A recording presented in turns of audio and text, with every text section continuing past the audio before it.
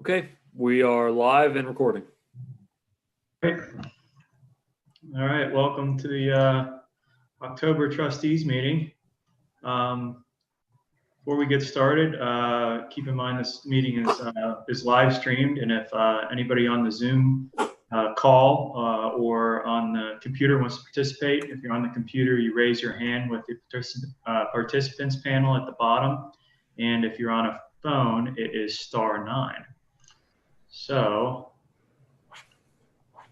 we'll go ahead and get started here. Debbie, would you like to call the meeting to order? Yes, I would. Mrs. Batchelor? Here. Mr. Kelly? Here. And Mr. Freeman? Here. All right. And Debbie, you want to lead us in the pledge? Sure. Proud to. I pledge allegiance to the flag of the United States of America and to the republic for which it stands, one nation, under God, indivisible, with liberty and justice for all. Thanks, Debbie. You're welcome. And approval of minutes. I request a motion to approve the minutes from September 9th, the regular meeting minutes, and the special meeting minutes of September the 30th. So moved. Second. Thank you. Roll call. Mr. Freeman? Yep. Mr. Batchelor? Yes. And Mr. Kelly? Here. Thank you. Yay. Yes. Okay. We have consensus. Yes. Thanks, guys. You're welcome. All right. Looks like we got a public presentation here to start out from, I think, Karen, right? The Claremont County Mental Health and Recovery Board. So let's see here. We'll go ahead and unmute you, Karen.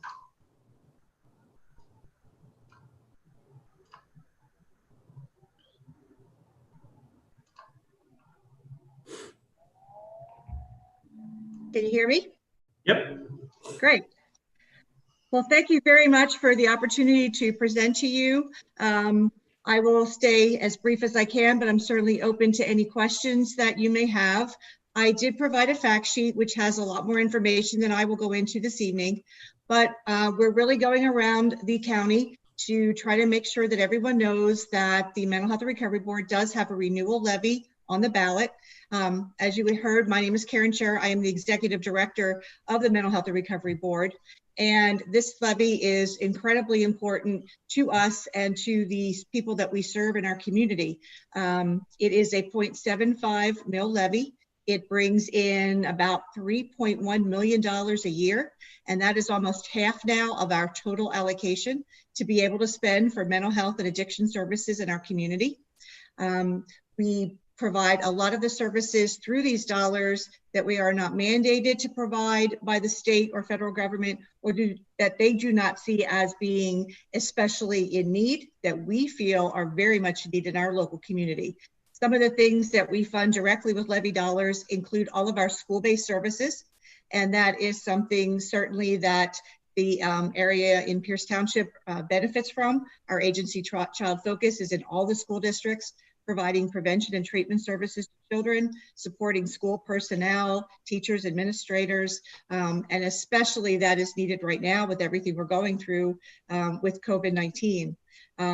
The levy dollars also pay for our 24/7 hotline for crisis and for information, that is 528-SAVE, and also our mobile crisis, which are clinicians who can go out and help with any situation in which someone is dealing with a mental health or addiction crisis. They can be called by police, by fire EMS, by an agency, by a family, by a business, anyone where they can go out. And as of August, that service is now also 24/7. We felt that was really necessary, especially again during COVID. We serve probably over 10,000 people a year easily through these dollars, through both prevention and treatment services. Our board does not provide direct services. We are a funder, planner, and evaluator. Our services are funded through private nonprofit agencies with whom we contract. The major ones in our community are Child Focus, as I already mentioned, and Greater Cincinnati Behavioral Health. Those services have continued even through the pandemic. Much was changed to telehealth, and most people were still able to receive the full range of services they needed. Those are starting to move back a little bit, but because both the federal government and the state has allowed us to continue to provide telehealth, we are now sort of doing a hybrid based on the needs of the consumers and the clients that we serve. So again, without this levy, almost half of our services would be eliminated, and this is not the time for that. There are great needs in our community in both the addiction and the mental health arena. Unfortunately, because of COVID, both the needs in those areas are going up. We have seen an uptick in suicides and in overdoses. We are hoping to try to reverse that trend again. We had those numbers down fairly low in recent years, but the anxiety and depression and isolation of the pandemic has really put a burden on a lot of people, and they are unfortunately having difficulty dealing with it. So again, this is a renewal levy. It does not raise taxes. It is the same amount that everyone is paying now, but it is essential to maintain the services in our community. So that's all I'd like to say about that. I'm happy to answer any questions, but certainly just want to make sure people are aware of our levy and that hopefully you will be supporting us on election day. Thanks, Karen. Does anyone have any questions or anything to add? You already got my vote, Karen. Thank you very much. I greatly appreciate that. All right.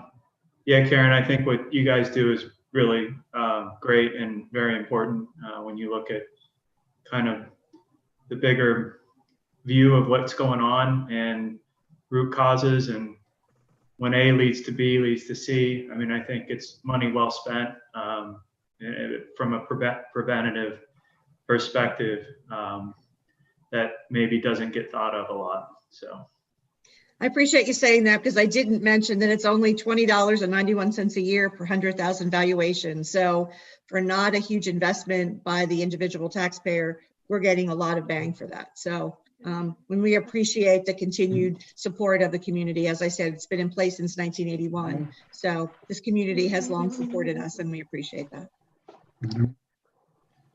great, thank you. Thank you. So just look on APEC. All right, so After we finish, please.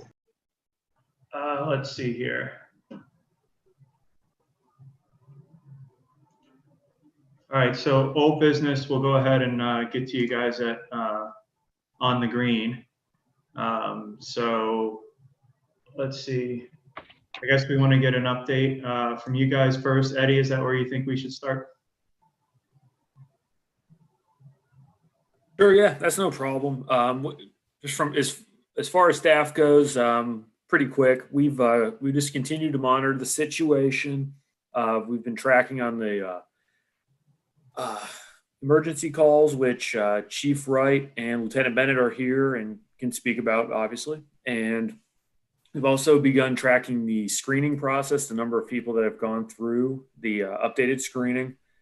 And then we've also continued to make periodic visits as necessary to ensure that cars are being tagged, the facility is generally staying well kept, that sort of thing. The only kind of major item that remains outstanding from the 15-point plan appears to be the like the sport courts. Obviously, the pool was fixed. There was a lot of effort put into that, but the sport court kind of remains in the same condition that it had been from the beginning. So, other than that, those are kind of the high points. All right. So who do we got here? Mr. Novak, I see you're on. You got anybody else from the apartments on? Yeah, Gene Jacobson's with me, but I'm going to be handling our presentation, but he's here to provide information if needed. Okay. Well, you want to go ahead and let us know what you got there? Well, I mean, we don't have too much to talk about. I mean, we're we're making pretty good progress, just in the sense of what their original goals were when they purchased the building, which was, when they purchased the complex, which was to invest money into it, to improve it, both cosmetically and as a functioning business. So right now, the couple issues we did talk about last time, we did talk about the fire damaged building. Since June 23rd, there's been a lot of progress made on that. Obviously, it's pretty difficult to rebuild a building of that nature. Of the 14 apartments that were damaged in the fire, only 4 remain left to finish. That means 12 are completed. Actually 16 of them. Oh, 16 you're now? right, 12 are finished. 12 are finished, and then only 4 more, and there's still work done on that. The demolition's complete, carpentry is complete, plumbing's complete, electricity is complete, and now it's just putting on the finishing touches to those units. Correct, Gene? That's correct. Yeah. Yeah, they're all occupied. They have addressed issues. I think there was one gentleman we had talked about that had something on his balcony that's been dealt with. There's an ongoing effort to always replace the blinds if they become damaged by pets or really nosy children. Whoever's busting those blinds, we're replacing them as they get damaged. In terms of background checks, I mean, that's a system we're maintaining because we like it. It provides us with knowledge of a future tenant's background, both economically as well as criminally. Anybody that renews a lease is going to be reviewed. There has been a number of successful evictions of people who are a problem. I think 7 of 12 were recommended by police. We said we'd cooperate with that. We have.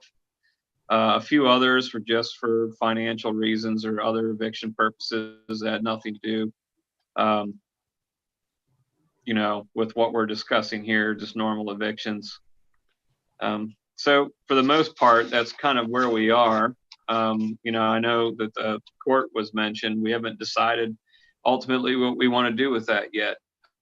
We consider it a safe place for children to play.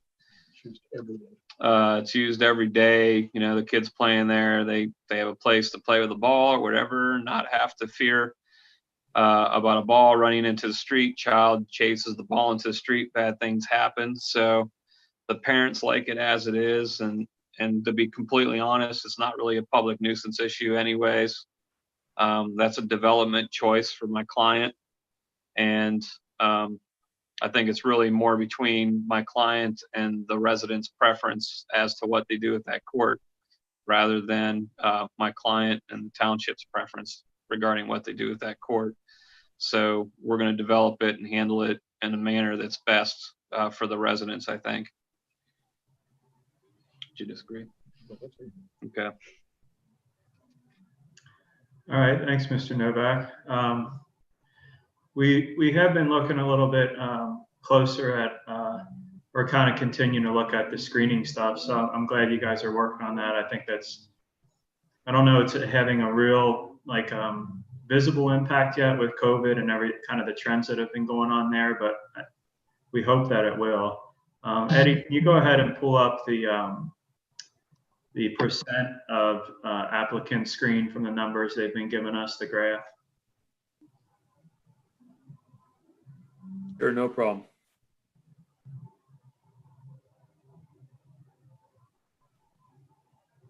So just to kind of fill everybody in as Eddie's pulling that up, one aspect that we've been tracking and working with the owners on is getting more people screened and background checked in there, and kind of continuing to do that with the new people that come in. So I think that's one route that hopefully will have a benefit for the owners, for the community, kind of a win-win all around.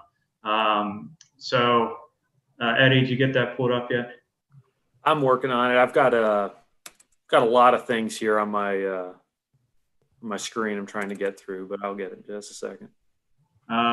So, and then the other thing that we'll look at real quick are the radio runs over there, because that's one way that we can kind of a tangible, quantitative thing that we can kind of track the output of in relation to the other apartment complexes and similar situations that we have in the township, which historically it trended upward, and it's obviously been there for the last couple of years or so. So,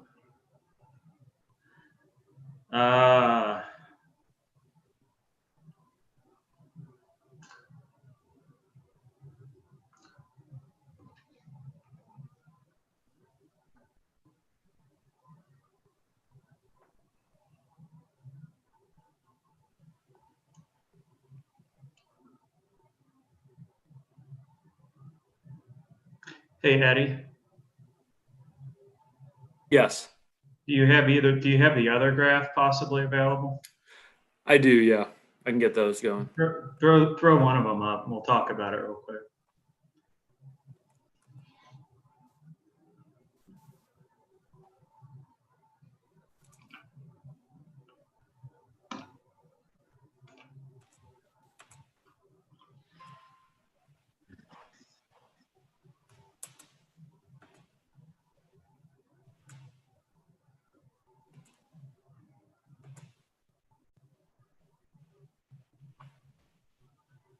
All right, guys, sorry about that.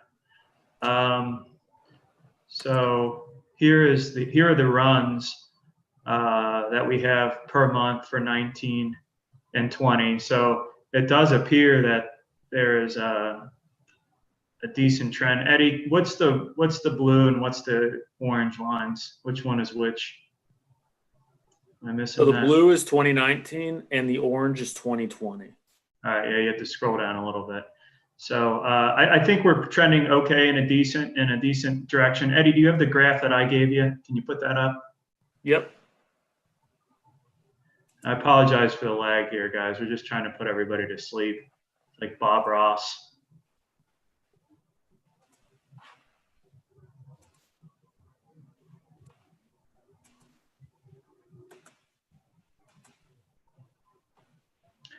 All right, and then this one would be from 18, and this is the radio runs per unit. So I wanted to continue to look at this, so we make sure that we've given you guys a fair shake in regards to some of the other complexes. This isn't total runs. You guys do have a lot of units over there. This is the number of runs per unit. So the total number of units divided by the total number of runs. Or vice versa, rather. So you guys, the on the green is still fairly high. What I'd really like to see, and hopefully through some of the screening process, is that line, which is the top line, to come down a little bit closer and more in line with some of the other complexes that we have. Do you, Mr. Novak, do you think, or is your client there to kind of discuss how effective does he think the screening process might be in helping us achieve that?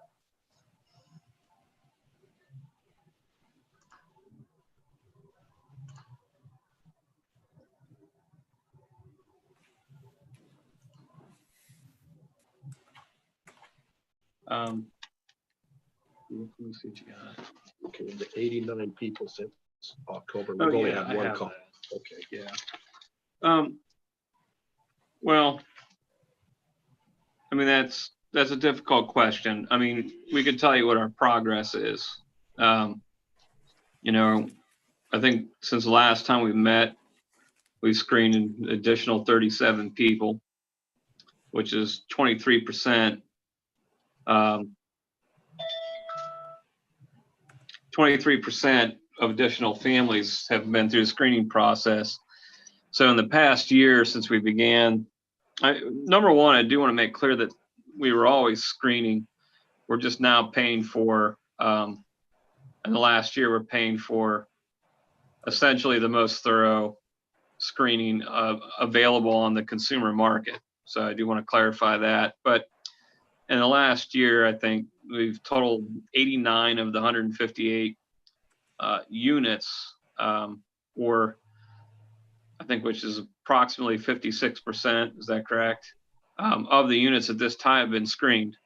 within the last year. So now we're finally hitting the more than the plus, the halfway mark of units having gone through the screening. And as units either rotate because the new family moves in or they re-up their lease, that number is going to increase, and eventually at some point in time within the next year, we'll probably get close to hitting the entire remaining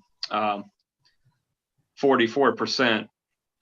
And we probably would note that some of our evictions, and I don't want to say names because they're not here, but some of the evictions that have occurred, at least I think 7 of them are individuals who we needed to get rid of, right? We were first kind of stuck with the governor's order that put a stay on the eviction process, but we've been able to get out 7. Well, some of those calls that we're talking about now, those 7 people were responsible for some of those calls. So, I think that's where you're going to see process. I mean, I don't have a crystal ball, and I stopped playing with the magic 8-ball when I was 10.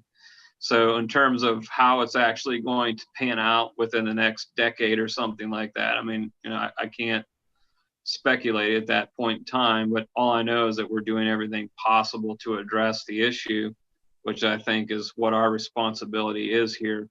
And that's to do everything we can to keep people who have criminal history out of our apartment complex, to get rid of them when they commit crimes, and to do an ongoing annual background check to make sure that people who are living there for a long period of time are not committing crimes while they're residents of our complex. So we're doing what we can, and that I do believe in. Eddie, can you pull that bar chart up again with the percent that Mr. Novak was talking about? So yeah, it looks like we were above 50% now. What's the average time length of the lease then? Is it like typically a year or something?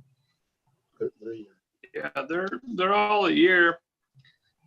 And then after someone's year lease expires and they're going to renew it, those are the folks that will be screened at that point in time, even though they may have been there for 10 years, right? A decade or more, right? And when it's time to renew their lease, that's where we're going to catch everybody who's currently there.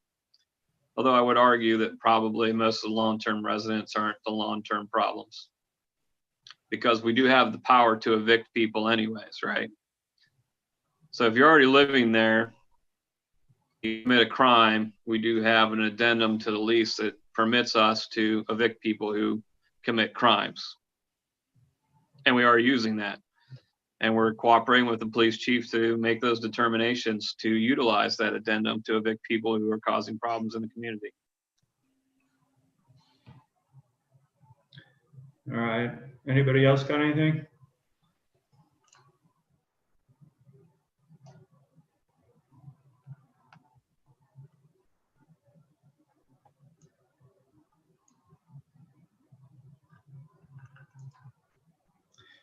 All right, Mr. Novak, I appreciate it, and we'll look to hopefully see that next one be close to all blue, and then all blue soon. Maybe that'll help decrease our resources and stats and everything else over there a little bit, help everybody feel a little bit safer in that area too. In the meantime, maybe you work on a functioning 8-ball, not just one that's random. That really works. You can figure out what's going to happen.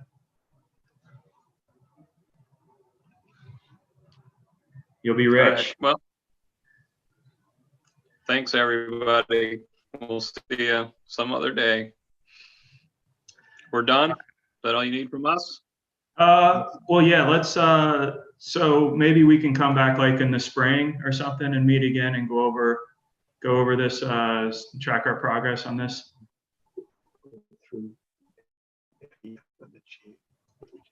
Yeah. Right. I think my client is probably at this point more comfortable just continuing to work with the chief and Eddie. And I know they've been doing that. I mean, to be completely honest, that's that's where progress happens. I mean, these public meetings, I mean, it's kind of like about time my client has to stop paying me to attend these. I mean, I think there's no progress being made. It's a report that's being given to you by your own agents who my clients meet with on a regular basis. And it's that exchange that actually is resulting in progress. So for my client, this is an added expense that is not really helping. Well, I think in a lot of ways it serves the purpose of for us to just continue to have some accountability and tracking in a formal way. He doesn't, I mean, if your client is up to him whether or not he wants you to attend, but I think we've had a pretty good relationship. It hasn't been adversarial in any way. He's been working with us. I think everybody's been benefiting from it. I don't really know why, you know, from that perspective, if he would need to keep paying you to meet with us and go over things every once in a while.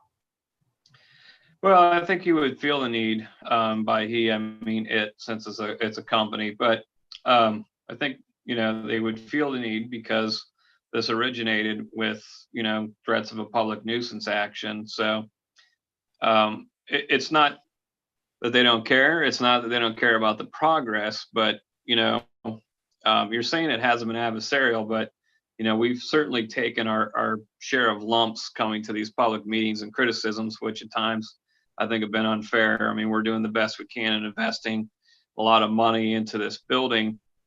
And, you know, they kind of would like to see some good faith, you know, reward where there isn't this looming hawk of quote unquote holding our feet to the fire, which is why we're being brought back in here supposedly on a regular basis or semi-regular basis.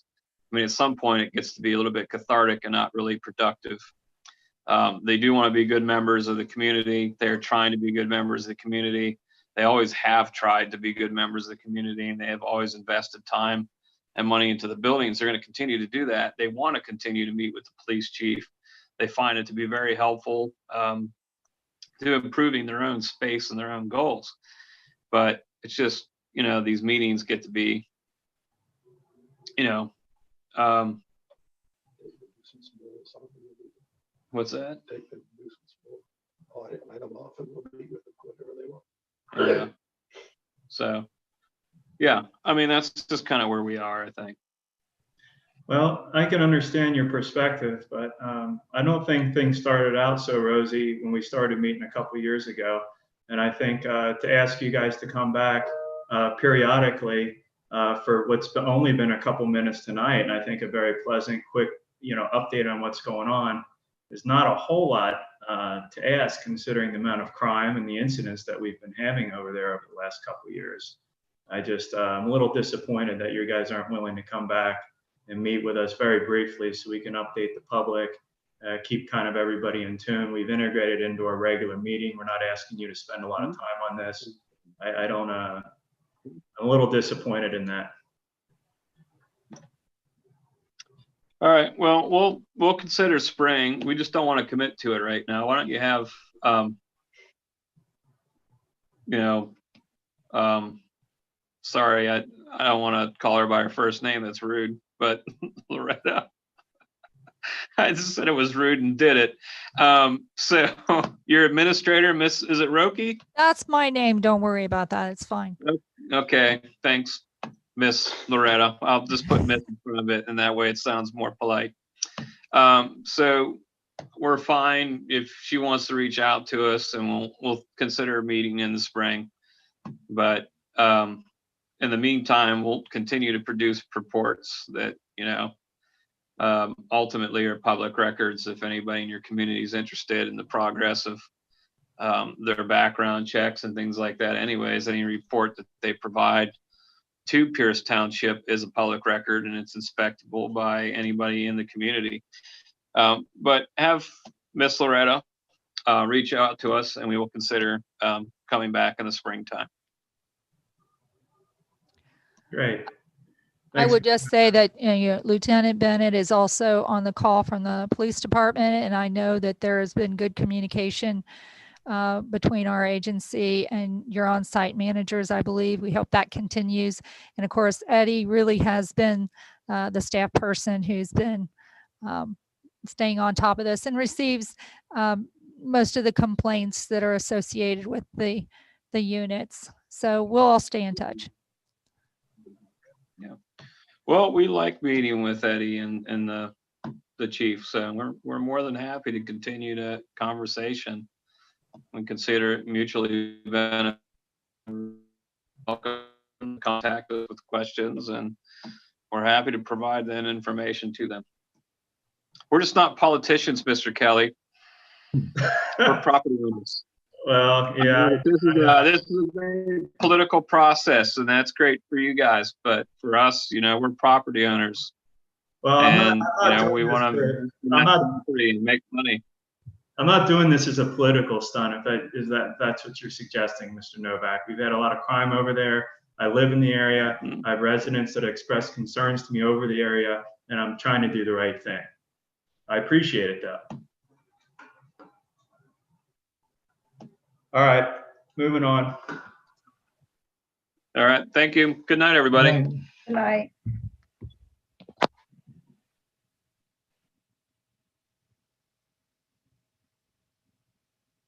So let's see.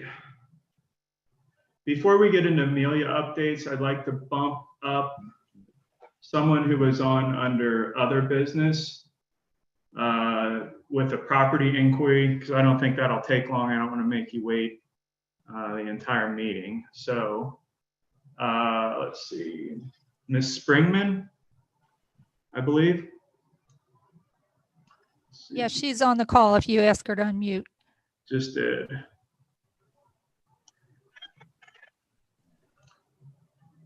So I just asked you to unmute, Ms. Springman, if you are on the deal here. You just need to unmute and discuss your inquiry.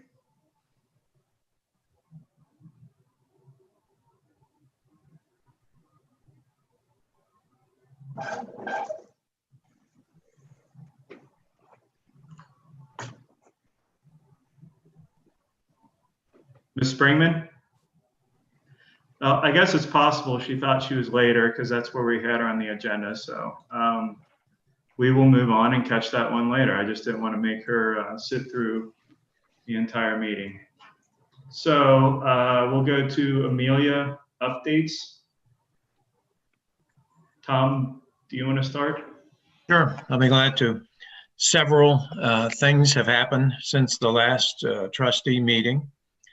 First of all, the Ohio Attorney General filed a motion in all of the cases that are pending to consolidate all those cases into one case, to order mandatory mediation of all those cases, and to ask the court to realign the parties. Now, that was quite surprising because they didn't tell us they were going to do it. They didn't discuss it with us in advance. They just did it. So that's the first thing that happened. Then the second thing that happened is we had a scheduled court conference a week and a half ago, and that was with the judge, and it was by telephone. And the judge told us that he was continuing the matter in progress until December the 1st. And based upon that time delay, the different parties who were on the telephone call decided they would go ahead and pursue mediation of the declaratory judgment action. And again, as everybody remembers, the declaratory judgment involves the new people who were elected to come into Amelia and the people who lost the election who were leaving Amelia. So those parties have all agreed to participate in mediation, and they're going to use. Give me a call. Thank you. Oh, it's James Kibbles. I don't know who that is, but the parties have agreed to use Mr. Paddock, who is a Claremont County Common Pleas Court appointed mediator, and they're trying to get something scheduled as quickly as possible. So that's action number 2. Action number 3 is that the meeting with the state Ohio auditor, which was scheduled for the Friday after that court appearance, was canceled by the state auditor. No reason was given, and it has not yet been rescheduled. So again, that was a bit of a surprise. Number 4 is that the state attorney general has asked that if we are going to voluntarily participate in this mediation, that they would like to participate also. Again, that's a bit surprising. The main parties to the case have asked both townships, Batavia and Pierce, to participate in the mediation. But it was surprising that the state attorney general has asked to participate also. We don't know what their input would be or why they want to or whether they can help, but that's their request. And then the last thing that happened is that Batavia just today filed a memorandum opposing the attorney general's request to consolidate all of the cases. And that was about a 2 or 3 page memorandum. And it's not surprising because all of the lawyers who represent all of the parties feel that that consolidation motion is not particularly appropriate and not particularly helpful to get the case resolved. So our goals are to move it ahead quickly. And we think that a motion to consolidate all of the cases is not going to help speed it up. It's going to slow it down. So those are the 5 things that have happened since we've last met.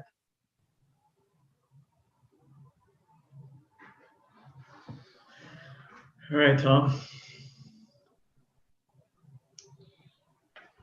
Can I ask a question related to that action that Batavia had taken? Sure. Yeah. Do we need, does Pierce need to authorize you to do the same, to also send correspondence with the same objection to the consolidation, if that's what the trustees also believe, or do we just remain silent?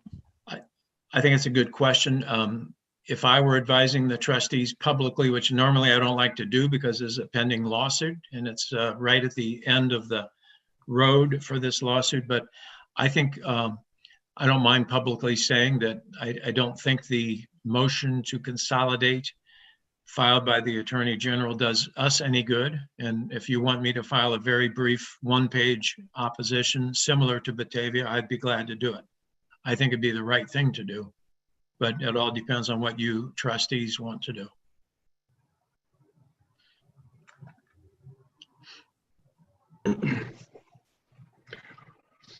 I think it makes sense to be in coordination with Batavia to show that we have a united front. Right. Agree with you, Alan. Yeah, that's a very good reason. The judge, of course, already knows it because we talked about this at our phone conference with the judge because the motion had already been filed by them.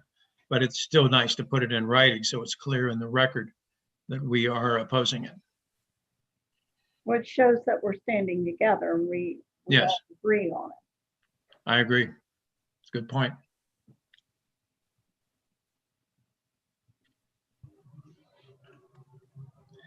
All right. Do we have any other comments from anyone? This topic?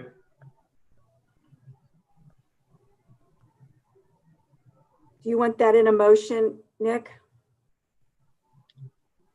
Yeah, Tom, you think we need that in a motion? I think it'd be good. It'd be in the minutes forever and ever then, so it'd be real clear.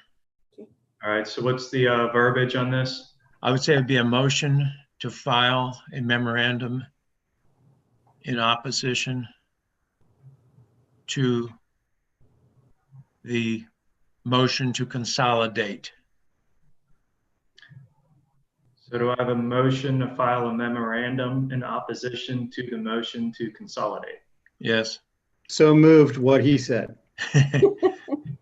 Did Debbie get it down? Debbie looked like she was writing furiously. Filing memorandum in opposition to the motion to consolidate. That's it. That's it. I did good. Good. Second. Yeah, that's exactly what I said right there. I knew it. I knew it. Right. Second on that? Yes. Okay. Roll call. Mr. Freeman? Yes. Mrs. Batchelor? Yes. Mr. Kelly? Yes. Thank you. Okay. All right, thanks. So we do have Renee's got her hand raised, so Renee? I think my head is going to explode. So, Tom, can you kind of tell me what effect that doing this is going to have? You know, I know that the consolidation is of ours. It's of the police action, correct? Yes, yes. What is the other one? The third one is the very, very technical. It's called the interpleader action. Okay. And the interpleader action simply said that Pierce and Batavia and the state auditor got roped into the employee lawsuit because we're the ones that are there at the end of the line to receive whatever funds are left. So that's nothing but a technical lawsuit. Yeah. And so by you guys objecting, what is that going to accomplish? It's going to reaffirm that we want your judge, Judge Brock, to decide your case, not a different judge, and not to lump your case in with the employee lawsuit case. Okay. The biggest reason why we think it is important is because how can anybody settle the employee lawsuit until the proper elected officials are seated to approve any kind of a settlement or decide to fight it? Right. You can't do it. In other words, there has to be a mayor and council before the employee lawsuit can be properly fought or settled. So this isn't going to change by you guys doing this. This isn't going to change the fact that that we're going to be forced to go to mediation. Right. Yeah, but you use the word forced, and okay. We're gonna go there, and we're all gonna hold hands and sing Kumbaya and try to get the case settled. That's exactly what we're gonna do. That's the theory. That's the theory. That's why mediation is sometimes very good. But yeah, that's the idea, is that it'll allow the mediation of your case to take place right away, and then the other thing will get resolved later. And I agree with that, because everything that's been filed up to this point is with Judge Brock. If somebody else has to then look at all the, the hundreds and hundreds of pages of files and motions and disagreements, it's going to be, till spring. Correct. Yes. I mean, and so I understand that a little bit more now that you explained it, because I wasn't, too terribly happy, that Batavia, we had seen that Batavia had filed. And that kind of explains things a little bit more, that to where we can explain, what is going on. Yeah, right. Good. All right. Thanks, Renee. That probably helped some other folks too, kind of clear that up a little bit more. Yeah. Anything else on that topic? All right. So we did want to talk also about some stuff regarding the parks and streetlights on 125. I can just speak a little bit to the parks question. The Parks Committee has taken a walk through the Amelia Parks. Some deficiencies have also been brought to our attention. And at this stage, we've had a master plan we've been working on and nearing completion for a lot of the Pierce Park improvements.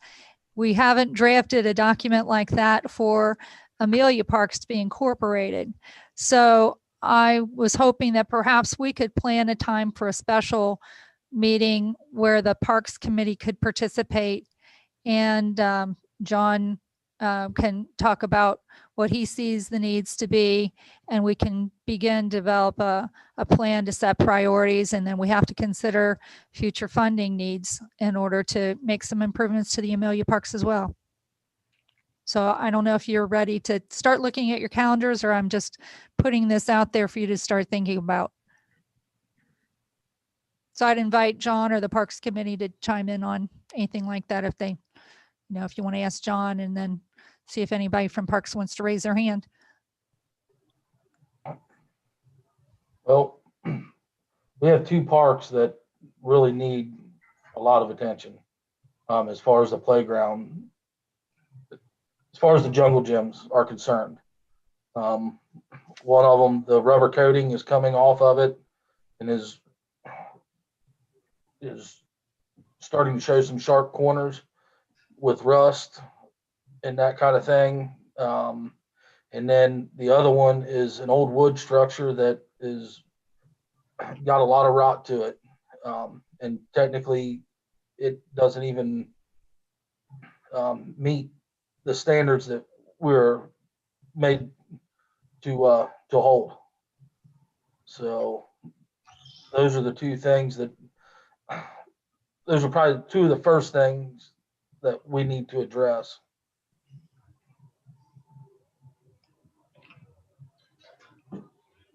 All right. Let's see here. Doug, Jesse.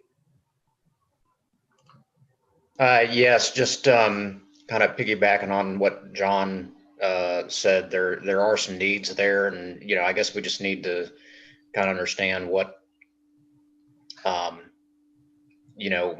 we think where everything's going as far as this the whole village issue, but there are definitely some needs, and as John mentioned, some that are potential or definitely safety issues.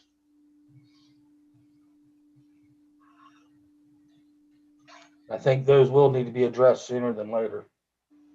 I agree.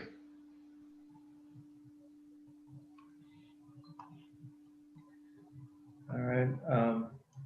Well, if I would personally be fine trying to set a time if we wanted to do that now, or however you'd like to work that. I don't know if you already have some dates, maybe the first week of November you could consider. If you want to take a look at a calendar now, as I said, we were hoping to have the Parks Committee members participate at the same time at minimum. Of course, it'll be a Zoom meeting, so anyone can participate. Sure. So I'm fairly flexible that whole week. What time of day would work best for you guys? You want to do an evening deal? You want to do earlier? Or?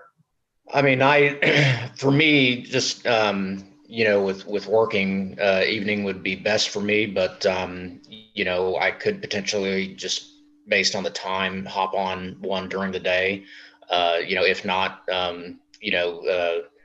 Randy or Pat, could potentially make themselves available, and I could do some things ahead of time too, just to some pictures and that type of thing. Some of the things we've seen. What about 5:30? I could do that. Were you looking at Wednesday, the 4th, the day after the election? Well, Bonnie or Alan, what do you guys? The fourth works for me.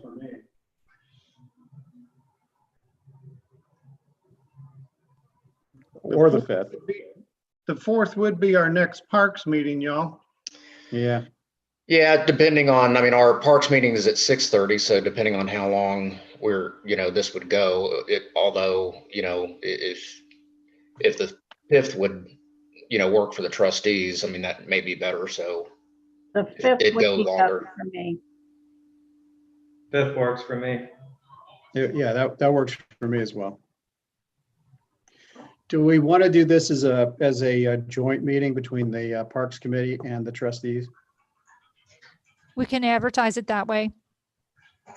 Might be nice. And if any of the trustees want to get a hold of me, I can meet you guys over there and show you what I'm seeing and that kind of thing also prior to the meeting. If we meet over there, will you push me on the swings? I will.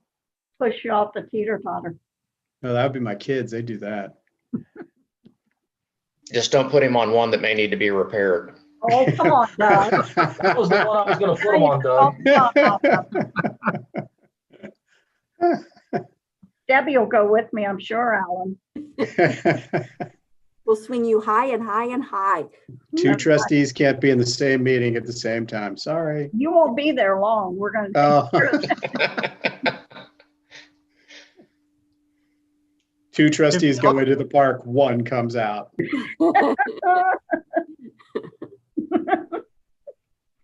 November 5th, Yes, Yep. ma'am. 5:30 or 6:30? 5:30. 5:30. Okay. Alrighty. All right, and then Randy had his hand up too. Randy, are you there? Yes, I'm there, and I just concur with what Doug said. We did discuss some of those items at the last Parks meeting, although we didn't really make any decisions on that, and I hadn't gotten back to John with any of that input yet. Just pending the meeting minutes coming out. But I can share that with him at any time, and whenever you guys meet over there, if you give me a call, maybe I can join in if there's any interest in that. Otherwise, I'll just plan to meet you on the 5th at 5:30.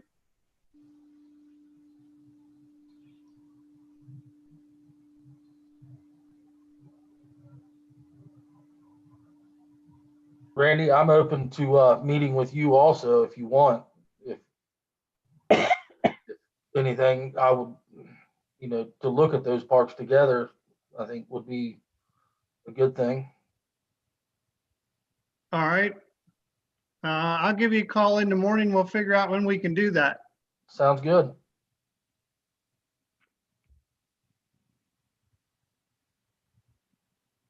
All right. Hey, Nick, could I ask one question here real quick? Trying to think outside the box, which Loretta says that's what we should do in thinking how to spend CARES, C-A-R-E-S funds. But I was just wondering if there is such a thing as COVID-19 spacing related equipment for parks. And if so, maybe we can look into that as a possible funding source if like a swing set has to be replaced.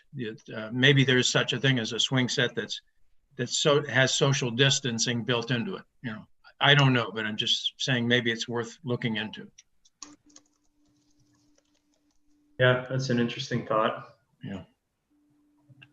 I think the wood surfaced play equipment at the closest might be eligible because that's not so easy to sanitize. Mm-hmm. Yeah. I think John had heard something along those lines. Yeah. Plus, I know every swing set I've ever seen, it's like 3 or 4 swings where they're 2 feet apart from each other. So there's no social distancing for the mother who's pushing the child and the children who are in the swing. So maybe there's a wider spaced swing set where there actually would be social distancing. I don't know. Take every other swing down. Yeah. That's what I was just going to say. We'll buy them that way, and we'll say that they're socially distanced. There you go. And then when COVID is over, we'll go back in and we'll put the swings back up. Fill them in. There you go. You said think out of the box. There you go. That's it. That's it. Another park item, if I can throw it in here, is just to remind everyone that I'm trying to coordinate a ribbon cutting for the Learning Center on Monday, the 19th. We're going to have a walkthrough punch list scheduled to be done. It should be substantially complete. So I thought if we're going to have most people there from the Parks Committee already, if the trustees can be there, and if I can confirm the representatives from New Richmond Schools, then I'm hoping that will be a nice day and that we could plan that cutting of a ribbon there. And I haven't heard if that works for your schedules, perhaps 9 or 10 in the morning. Works for me. What day was that again? Monday, the 19th. 10 o'clock. Whichever you choose. They said late morning. The school folks said late morning, and I haven't gotten a response from them again when I suggested 9 or 10. So whatever you say tonight is what it's going to be. I say 10.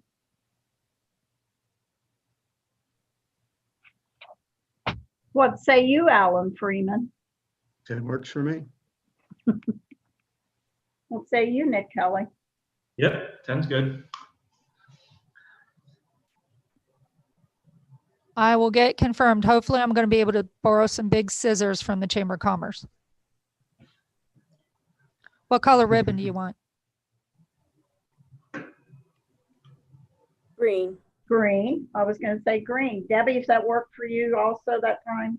Yep, thank you. Green, green, green. To go with the green rough. I'll go get it. Alan, are you okay with that color of ribbon? Beautiful. What? He doesn't have a choice. Beautiful. What shade of green are we talking? Kelly. We're going to do Kelly green. All right, you want to pop over and discuss the lights on 125? Eddie's going to help us do that. Or Mr. McCarthy, as he likes to be called. Oh. Yeah, the more formal, the better, you know. Just Wow. Or Mr. Eddie. He's something special nowadays, huh? So Mr. this is McCarthy. actually, you know, as far as lighting goes, this is actually becoming a pretty interesting thing. I think we're making a little bit of progress here, which is definitely positive. So where we are with the lighting right now is we've been working with ODOT as well as Batavia Township and Adele. And basically what happened was we were given spreadsheet of all of the fixtures in Batavia, Pierce, and ODOT Amelia. And so we've been trying to sort everyone's liabilities out.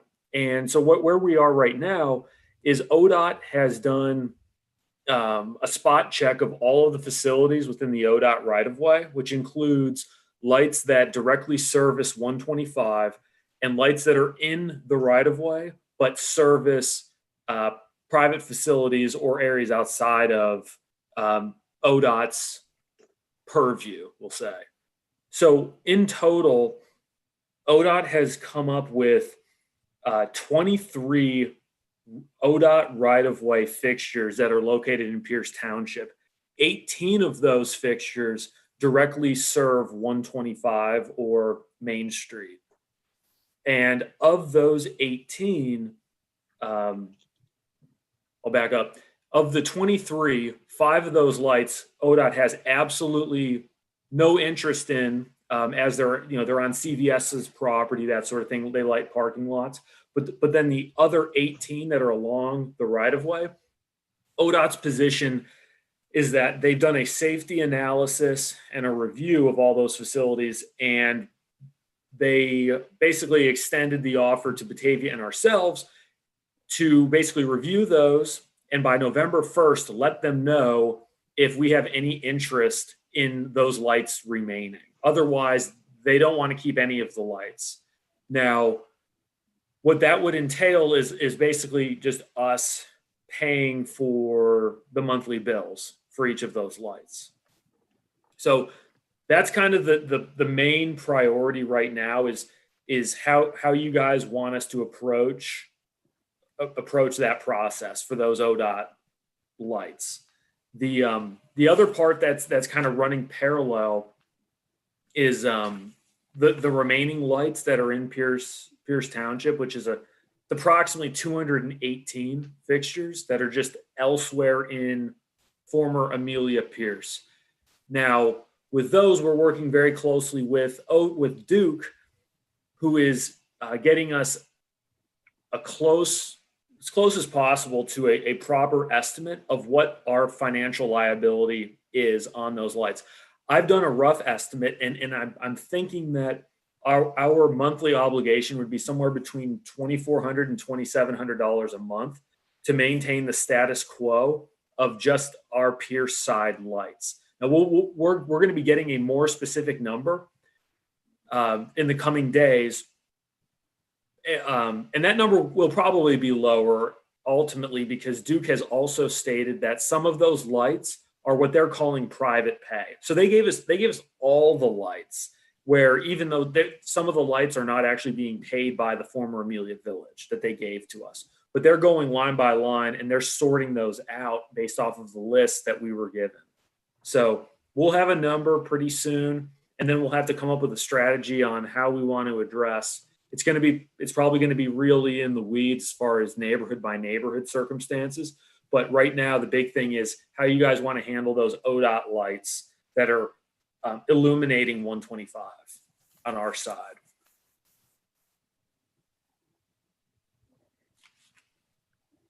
What has Batavia Township, have they indicated what their preferred strategy is on that? I haven't heard anything formally from them. I think, I don't know if Loretta has. I can definitely reach out to Adele. I think that there might have been, I think that there was low interest in maintaining any additional facilities beyond what township obligations are. But I can find out for sure what their decision has been. Again, ODOT's waiting to hear from us by November 1st, so they have a little bit of time to think about it in the interim too. So Eddie, do you have any idea how many lights are on Batavia Township side? Yes, there's 20. Well, as far as what I'm calling the ODOT Batavia lights, the lights that are in the right of way on the Batavia side, there's 25. And then of those, and this is kind of the awkward breakdown, of those, 21 of those lights actually illuminate 125. So you keep in mind that right of way can be variable. Sometimes someone's parking lot lighting is also included. So on a more or less around 21. Eddie, didn't the village was paying for this stuff before? Don't they have like an itemized bill from Duke in any way that you could get the information from that? Yeah, so the bill that they have, basically, there's certain parts that are intuitive, but then there's a block of the bill that has 150 to 200 lights that are sorted by different abbreviations at different rates, and it's just a clump of lights that doesn't differentiate between, okay, 70% are Pierce, 30% are Batavia, anything like that. And that's kind of what we're bumping up against. That's why when I said that estimate of about 2,400 to 2,700 is a pretty close ballpark. Like, you're in the right city sort of deal. We know that it's a general rule of thumb seems to be you're going to pay about $9 to $14 a month for each fixture, roughly. That seems to be what it comes out to, because the total bill is a little over $5,000 for all the lights.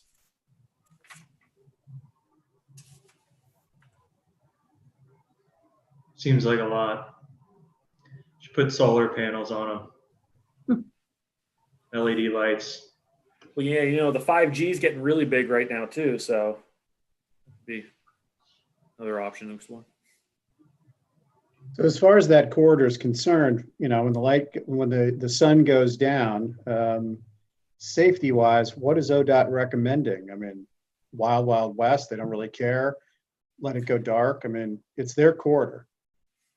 Yeah, they said that they were taking the safety component into consideration, and I think it's ultimately, I think it's an expenditure that they weren't intending on falling into their lap, number one. And then number two, they told us that they were going out to evaluate those various different intersections to see if there were there's a significant amount of conflict between vehicles and pedestrians, those sorts of things. So they said that they went out and they evaluated it, and nothing came back, as a significant issue. So that's where they were on it. I would be curious to know how this is dealt with by other townships. Like, for instance, Anderson did a streetscape project along 125, same corridor, different county, of course.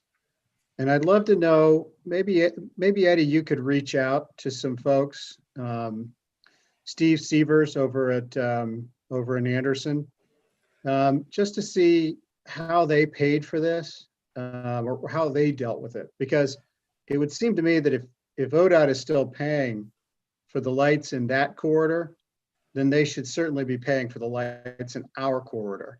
So I'd love to know an apples to apples comparison. What did ODOT do in that corridor versus our corridor?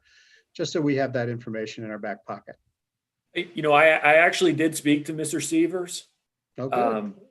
And so he mentioned that they primarily pay out of their general fund, and they have a maintenance agreement with ODOT where, you know, what I'm noticing is ODOT's totally fine with you doing whatever you want in the right of way as long as you pay for it. That seems to be the, you know, that. So there's I don't have the actual agreement, but Mr. Sievers was mentioning that they do have an agreement, and that's where, as you mentioned, all the streetscaping, the sidewalks, the light fixtures, everything like that. They pay for those they maintain those facilities. They being Anderson?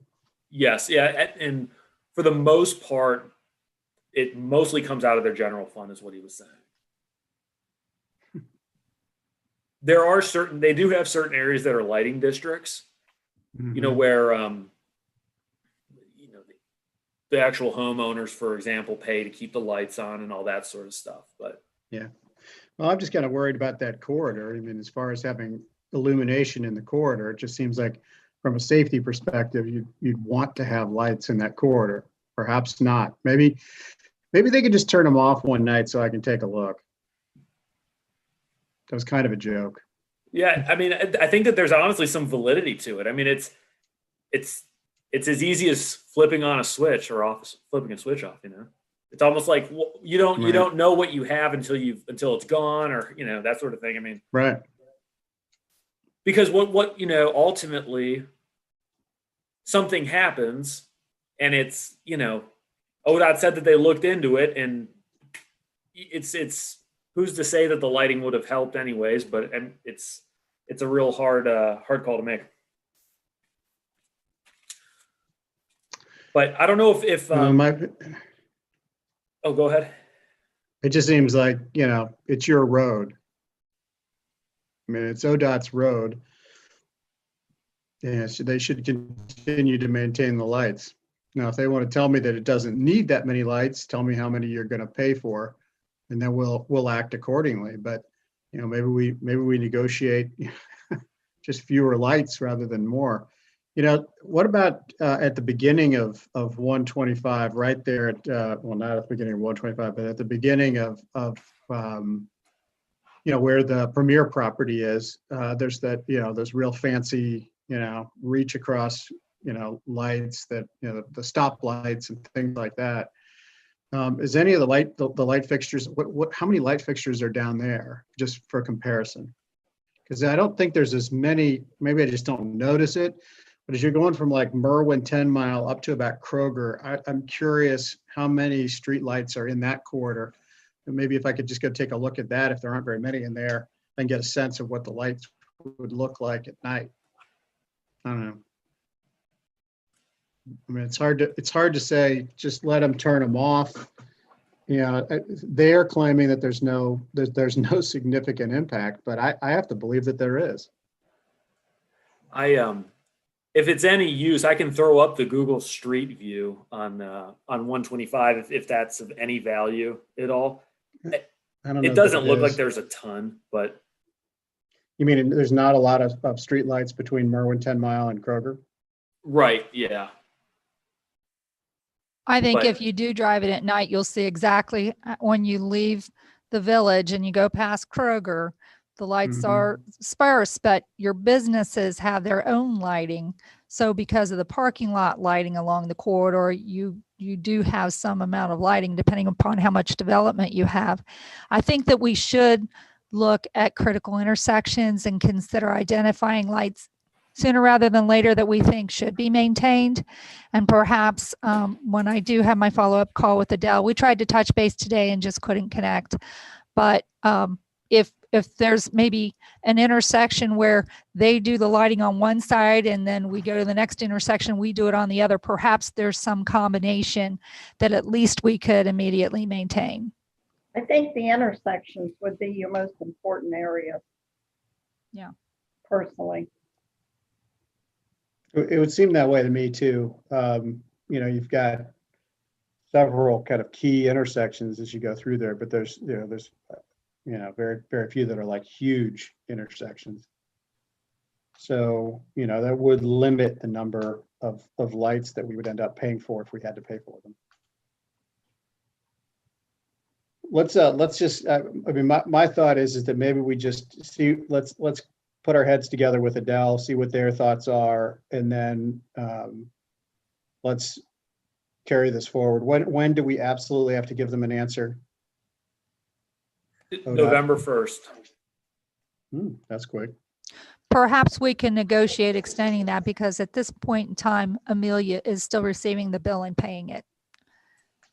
I'm wondering if a business thought that the light near their building was going to be shut off, if there would be any business that would be willing to come on board and say, leave the light on and we'll pay for it. I don't know.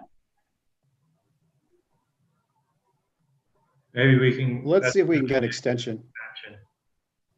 I would think that they would at least have to leave the lights at the intersections that have crosswalks. I would too, John. If you look at they're happy.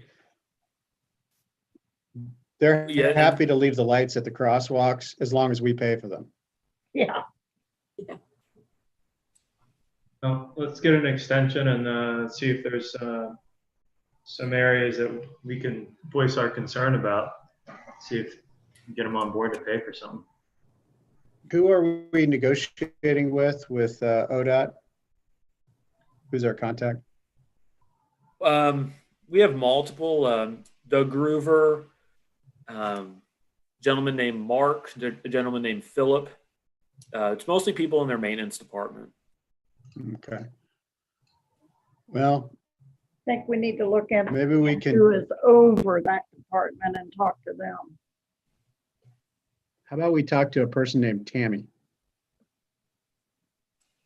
So we'll see if we can't set that up. Okay. Sounds good. And I'll work with you on that, Eddie. Okay. All right. Pete has a comment.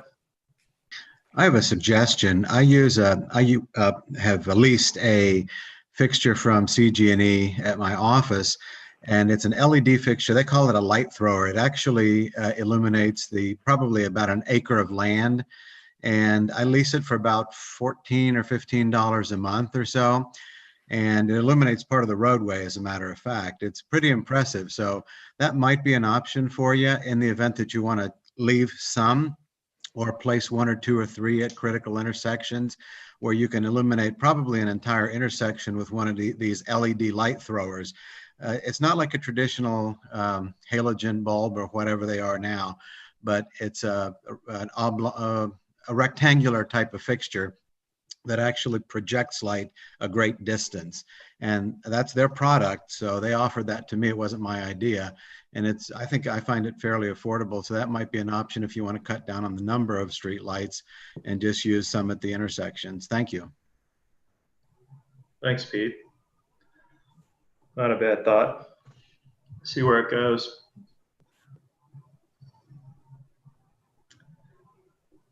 All right.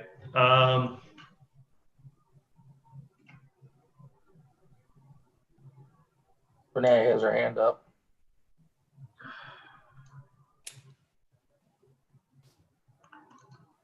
Renee? Thanks, John. Eddie, are we talking about the fancy that look like old flame lights? Are those the lights we're talking about, the black ones? Not the overhang lights? Yeah, there are some gas lamps as well. And I think that those are on the Batavia side, if I'm not mistaken. No, there's some on the Jenny no, Lind. I think they're just on the one side. Do you know where what? I know there's one by Fox and Fox, and then further down in the older, when you get by the houses, they're down through there. I don't know how many there are. I'm with you, Alan. I was going to go out and check just to be sure, because the issue with that too is you've got the crosswalk, because some kids have to walk to school. When you get to that time change and these kids got to be at school at 7 o'clock, that one crosswalk right there by the school, if they did away with these, are going to be, unilluminated. And plus you have the intersection, down by Dollar Tree that crosses as well. Mhm. So I was with you, Alan. I was going to go out and kind of just take a look. And I know while y'all were talking, I was looking at the bills, and it's roughly about $5,300 a month. But I also know that includes like our subdivision, and we have the lights that come on, when it's dark, that we discussed last time. And so I know that payment, I believe, is for all of those. It would not be, I don't know why it hasn't gone down since, Batavia, is no longer, unless we're still paying for those two. I'm not sure, because we don't get a broken down bill. But I just wanted to make sure, that when the time changed, that we're thinking about these kids having to walk to Amelia Elementary. Yeah, I mean, that's another, while not necessarily an intersection, like Jenny Lind and Right. that intersection, but it would certainly it would make a lot of sense to have a light there, right by the dollar stores. Yeah, well, the one I know that is not at the intersection is the one right there in front of the school. Yeah. There's no stop sign. There's nothing there. Yeah. Yeah, that could be a real safety issue without lights there. And I know this was one of the contentions that Todd had, when he said when we would dissolve that we would lose our street lights. And God, I would hate for him to be right. So, I think $14 a month, if that's what it is to keep the streets, because when you get down here where the roads go together, unlike it is going down through Pierce, you got that middle lane where you don't have that in Amelia. And when it rains, it's horrible, because the potholes and stuff, it makes it dangerous if there's, especially if no lighting, you're this close to the car coming towards you. And so I think that needs to be taken into consideration too. You don't have that gap like you do when you have a center lane. Just my 2 cents. You can give me my penny back, but. Thanks, Renee. Yeah. All right. Not seeing anybody else. Let's see here. So, Learning Center restrooms project should be completed in the next couple weeks. Does anybody from the parks want to talk about this?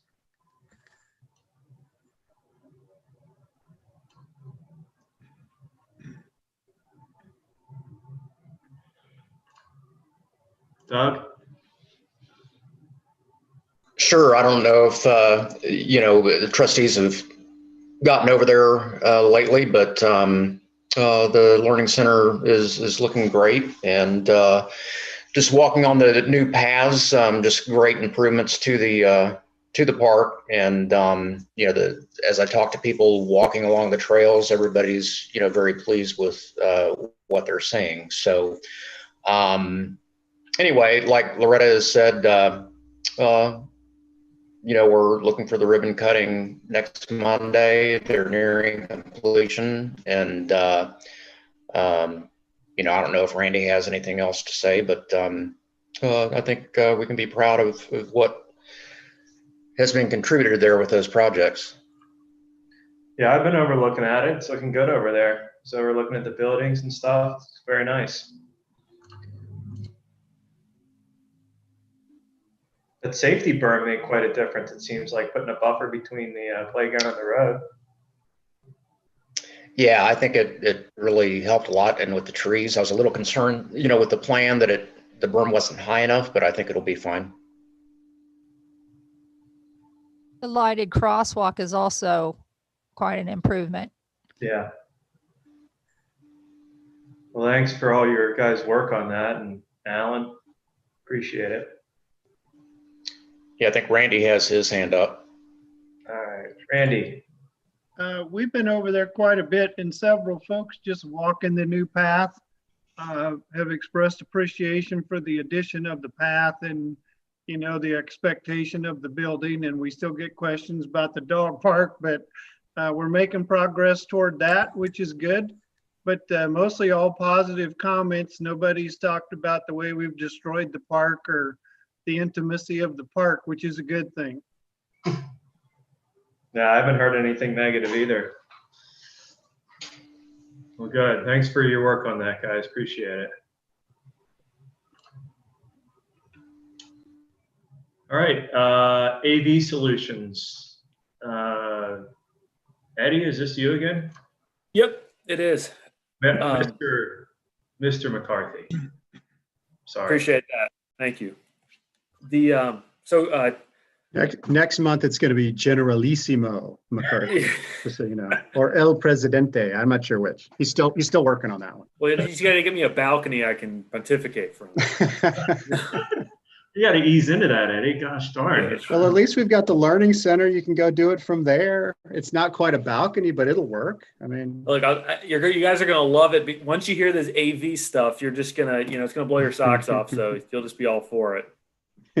So Chief Wright and I have been working on the on solutions to improve the trustee meeting room. And so what we did was we solicited quotes from 3 different providers. One is ICB, another is Norcom, and the other is, and the last one is Mac Productions. And so the way that Chief Wright and I went into this was essentially we had some ideas on our end about what we wanted to accomplish. We know we wanted to improve the video presentation, we wanted to improve audio, and we wanted to be able to live stream our meetings out of the trustee meeting room. And so each provider gave us 3 different quotes, and we seemed to agree that the Mac Productions proposal seemed to be the most logical, seemed to work really well for what we were thinking. And I can show you briefly what the layout for the Mac Productions proposal would look like. I'm going to share this with you really quick here. So as you can see, there's the meeting table, and then what they're proposing are 3 monitors altogether. So there's 2 75-inch monitors, which are where the projector is right now, the projector screen. And then on the other side, there'd also be a projector screen. And then you'd also have what's called, I believe it's called a control monitor, which would be located up in the drop ceiling in the soffit area, an 85-inch screen that. And we tested this too, just to see if it would be even feasible to see from the seating area, to look at that screen. And it looks like it's probably pretty viable. So ultimately, the proposal is broken down into 3 different components. There's the video, which they're approximating to be about $7,500. The live feed / Zoom component is about $8,500, which includes a camera system. They actually capture the entire meeting.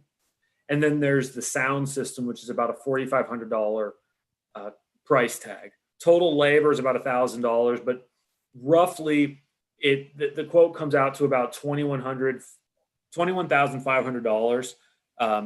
There may be a little room in there where, there's always unforeseen items, but that was actually the lowest of the 3 quotes that we received. The other quotes that we received, we weren't really blown away with, and they were a bit more expensive. They were at the $42,000 and $30,000 range. All of the options would conceivably upgrade the existing equipment and facility, so the experience would be improved you choose. But the other options kind of stayed on that. Both of them proposed projector screens, for example, and then then the live feed and the sound system is kind of a push across the board. So our understanding is that this a really robust argument could be made for CARES funding for these facilities, particularly as restrictions are loosened and we can start getting people back in person, that sort of thing. But we're just looking to get a little guidance from you guys. Is if you want us to proceed with this, basically option one is, if one of you guys wants to, or everybody wants to meet with us, call back. In our opinion, we would go with Mac Productions, but that's obviously up for discussion.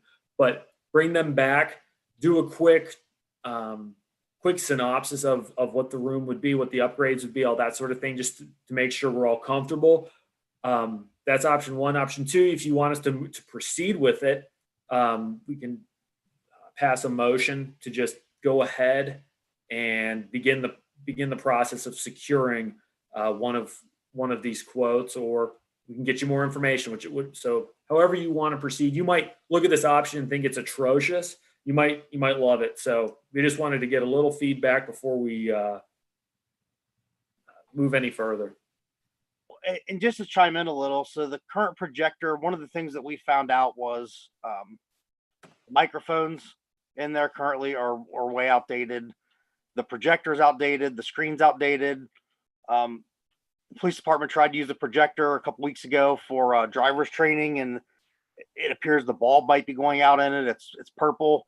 And one of the thoughts that Mr. McCarthy and I had was, if we can move forward with this, it may give us the opportunity to bring the elected officials back into the trustees room for our meetings and afford us the ability to still live stream it and Zoom it for the residents' benefit, because the limitations of the space, we can't get people in there with the social distancing requirements. So it may give our you guys the opportunity to sit in a room and space out adequately and still, add a little bit more to our meeting. It was kind of one of the reasons we were really pushing forward with it. Yeah, I agree with it. That would be a good way to have our cake and eat it too. And it would serve a functional purpose even after COVID, in regards to possibly being able to videotape the meeting and make it available to more people from home. Right. Well, and it also gives us, that space is kind of, I hate to say it's a waste, but it currently gets used for trustee meetings. And I think upgrading the technology in that room would make it a little more usable for staff on a daily basis, whether it's through various, outside of COVID, when it's through various meetings with whoever, or training for employees, or it would give us a little more flexibility to use that space more than we currently do. What are you guys going to do with the remote PowerPoint clicker that I brought from home that we've been using in there? You can have it back, Nick. That's an open question. You can take it back home. And I will say, you guys did miss some excitement with Mr. McCarthy and I last week, cutting apart cardboard, taping it together in various sizes, and setting up some scaffolding in there to try to get an idea of sizing and distance lines. It was pretty entertaining. So Craig, you think this would be covered under the CARES Act also then? I realistically think the streaming component is a definite, and I think, and to articulate and document the reasons why we're doing it, and the necessity to engage our residents and share information and get you guys back into a room and those kind of things, I think we can make a strong argument for that case. And part of that argument too is we look at the live stream, and we know that the live stream in the purest sense is right in the wheelhouse of the CARES funding. But part of that is, if we have a sound system that is inadequate, doesn't function, you're live streaming, you just see mouths moving, and you can't hear anything, or there's echoes, or there's any, so it's like, if you do the live stream, you got to make sure that the audio works, and you're already, you've a huge chunk of the project has already been pulled in. So that's another part of the reasoning, I suppose. Hey, Eddie, can I ask a question, please? The camera of this, does it zoom in and zoom out and pan to the right and pan to the left so that people can actually see individual trustees or the members of the audience who might be speaking? Yeah, so those will definitely be capabilities of this camera system. One of the things that's ideal and that we're kind of gearing up for is we want this system to be kind of set in place so that you have presets. So the each company that we've worked with has primarily this Mac Productions have made a big point to say, you know, we're going to have multiple presets. So you'll be able to, for example, have a meeting where just one of the screens is active, for example, or you could have another one where it's a wider pan view of the camera, or a smaller, more focused view of the camera. But there are multiple presets. So in the event that someone is not overly well trained on the system, it's kind of being designed in a way to have minimal technical needs, so that you'll be able to flip a switch, the whole system turns on, the lights, or I'm sorry, the screens, the audio, the camera system, everything like that, and then you just start your meeting. That's kind of what we're trying to aim for. That sounds a lot more perfect than it'll be in reality. There's no doubt about it. But for the most part, we don't want Craig sitting in the back of the room with the joystick, just having to move the camera all over all that sort of stuff. So we're trying to avoid all those sorts of things. Okay, good. But Debbie, that means we probably can't kick Alan anymore. It'll get well, no, if we go back to our meetings there, but we get caught. You need longer legs to make it 6 feet. That's true. You I could don't just, think that's going to happen with me. you could just tell Craig to pan away when it's time to throw something at him. How did Craig get demoted to Craig, and then we got Mr. McCarthy? And Craig really committed to the Mr. McCarthy thing. He really I know. multiple times, no break in face or anything, just Mr. McCarthy, and kept it moving. Now we're back to Craig. I still want you to adopt the Il Presidente. Randy, did you have a comment?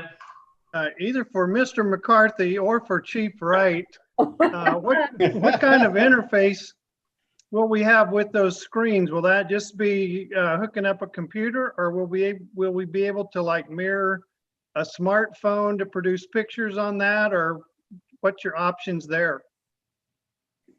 So hopefully I'm answering your question, Craig. Please jump in. But the screens, what you'll be seeing, you'll essentially have the PowerPoint up on those screens. So if you're actually sitting in the trustee room, instead of having a the drop down projector screen, you'll have two monitors that'll be visible from the actual gallery, and then the trustees will be able to look and see the same exact projection on that control monitor that will be over your head, essentially, if you're sitting in the audience. But what you'll be seeing would all be going through the control laptop. So there will be a laptop in the room where if you have the clicker and you're across the room, you can click to various different slides and control the PowerPoint and what's on those screens.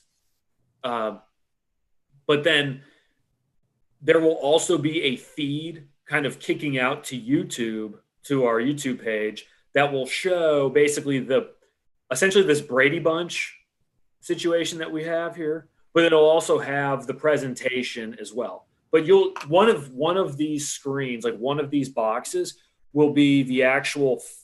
It'll have all the trustees, the fiscal officer, and legal counsel shown. All right, thanks. That answers that question.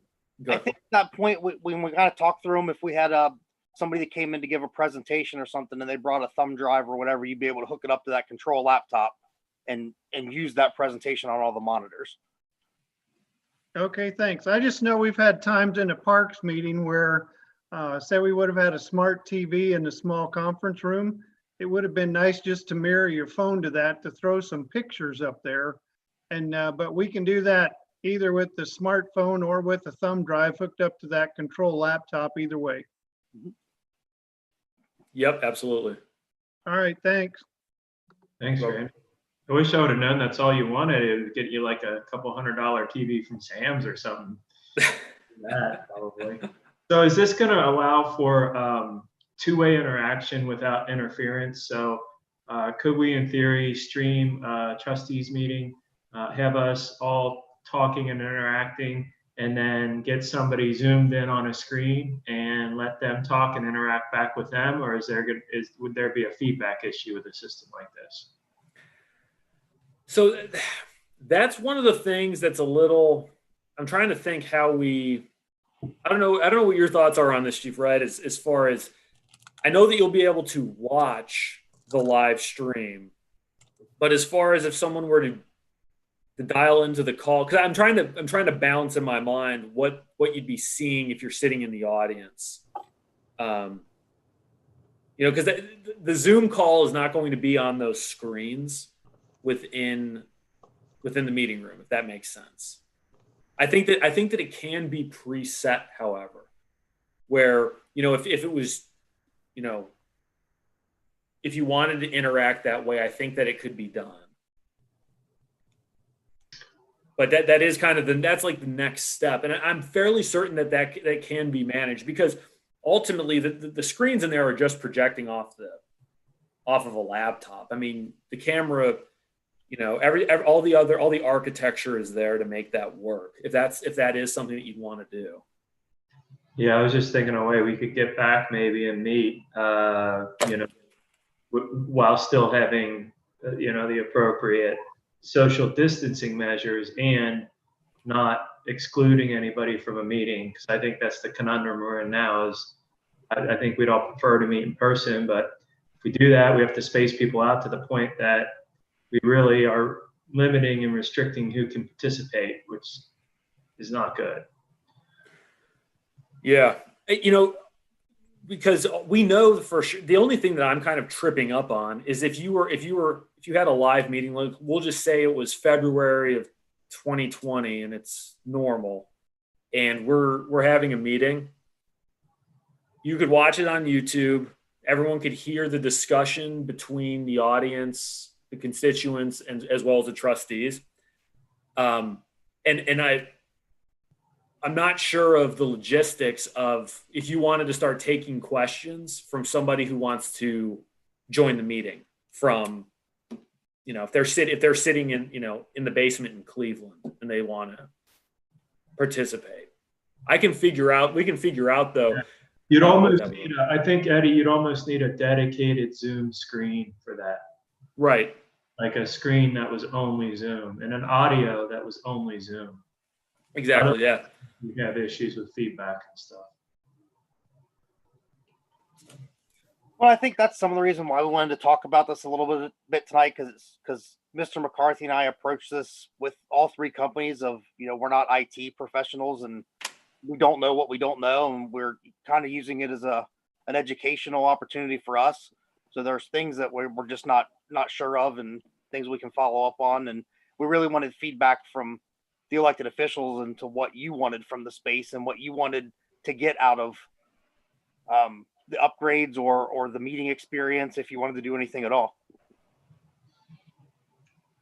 Yeah, well, I think if this COVID thing persists for a period of time and we get this in place first, then it would be a huge advantage to be able to come back and have a meeting in person and then still allow people to pipe in and make sure that nobody's excluded.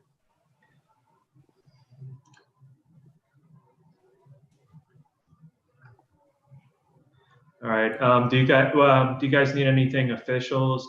I don't know. Yeah. So what I was thinking was either if one of the trustees wants to meet with us, we can reconvene and bring we'll just say Mac Productions, invite them back to the site. They wanted to come out and do some more real precise measurements to tighten up the quote to get it as precise as possible. So they were planning on doing that if we asked them to. So that's one thing if you wanted to join us, and then we can pull the trigger after that. Or if you want us to just go ahead and proceed, we can also do that as well. It's whichever your preferences are. How do you guys feel about it, Bonnie or Alan? I think the room needs to be upgraded anyway. I mean, we've had antiquated sound system forever. And it would be nice to get back into the room and improve our ability to present. So given the fact that we do have a time frame to be concerned with here, to use the CARES Act money, and Chief, I think you are most attuned to what that time schedule is at this November point. 1st, isn't it, Craig? Like mid-November to have the money encumbered. Yeah, you have to have it encumbered by like November the 16th or something like that. 20th. And then have it spent by, sometime next year. So I don't want to spend I don't want to lose a lot of ground here if this is COVID eligible. I agree with you, Alan. So moving forward would be ideal. I mean, we haven't been able to use the mics in there for years. Yeah. So I would be tempted to just move forward. Not being a technological whiz myself, I don't know that going through this with Mac or with anybody else, I'm going to understand it. I know. The only way I'm going to understand it is when we go to the first meeting and Chief Wright or Mr. McCarthy say, sit here and talk into that. So I don't know how much I'm going to gain from a meeting with Mac, but I would be fine with giving the okay to move with it, and then also being involved in any way that you guys would need my help in any way with kind of coordinating things from our perspective as, leading the meeting and things like that. Can I ask a question here? Is it possible that that whatever this quote is from Mac, that they be asked to be sure to give an alternative quote in case it costs more to allow one or more of the trustees to participate remotely, so that you can have those present who feel safe being present and those who are absent also being able to participate and be on the screen, so that it's similar to the way it is right now, where I can look on my screen and see all of you. And when some people talk in the audience, I can see them. And I just think that's important, because you can't force everybody to come to the same small room, especially when you see how tight they are sitting up on the front. You have to assume that there might be one person or two that feel better staying home. So is that possible, Eddie, or do you think this quote already includes that?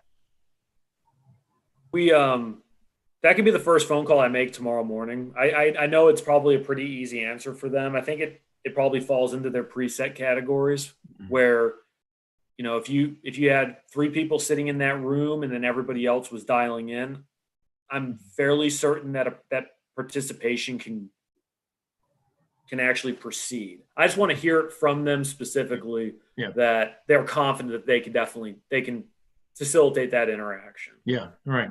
Well, we would have to do something, because there's no way all of us could set up there the way we do now. Right. We still have to social distance. And that's what I was going to add for clarification. To meet the social distancing, we can only get 3 people behind the current podium. So 2 people wouldn't be able to sit there. And that's our huge limitation. If you took the elected officials and the department heads with the space of that room, we would only be able to get like 5 residents in there for a meeting under the current restrictions. So just everybody's aware. So maybe if we went to this for the time being, the 3 trustees maybe could set up there, and we could have another for if Tom came and Debbie could set, at a different table. And, not trying to throw you out there, Debbie or Tom, but.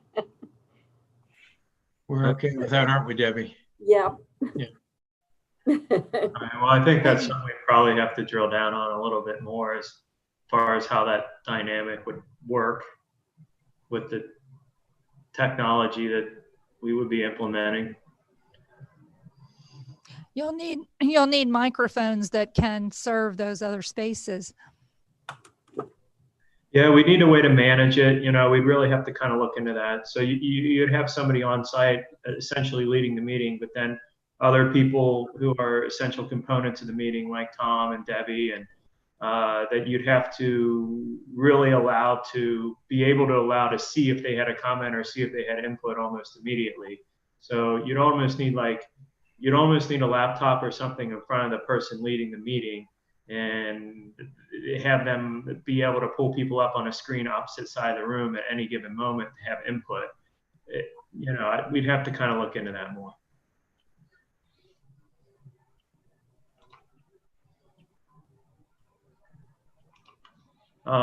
Do we need a motion to go ahead and maybe proceed on this and then get a couple options and be able to move on it quickly?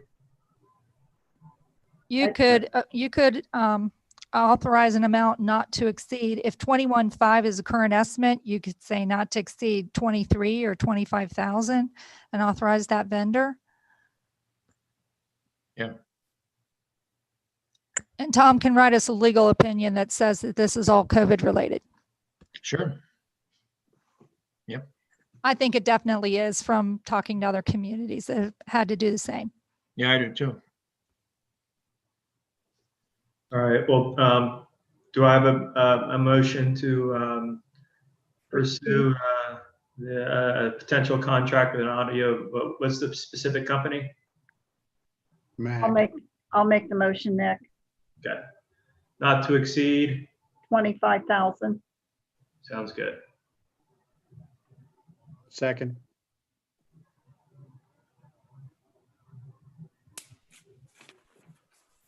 Mrs. Batchelor, Yes. Mr. Freeman, Yep.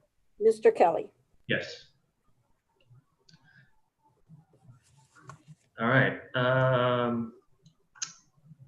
Debbie, new business. Okay.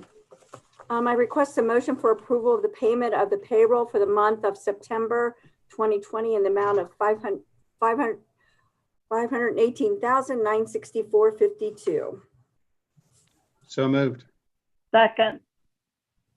Okay, thank you. Mr. Freeman, Yes. Mrs. Batchelor, Yes. Mr. Kelly. Yes. I request a motion for approval of payment of the bills for the month of September 2020 in the amount of $560,477.76. So moved. Second. Mrs. Batchelor, Yes. Mr. Freeman, Yes. and Mr. Kelly. Yes. I request a motion to approve an agreement with the Auditor of State's Office to compile financial statements in the amount of $5,500. And this is an increase of $50 from last year.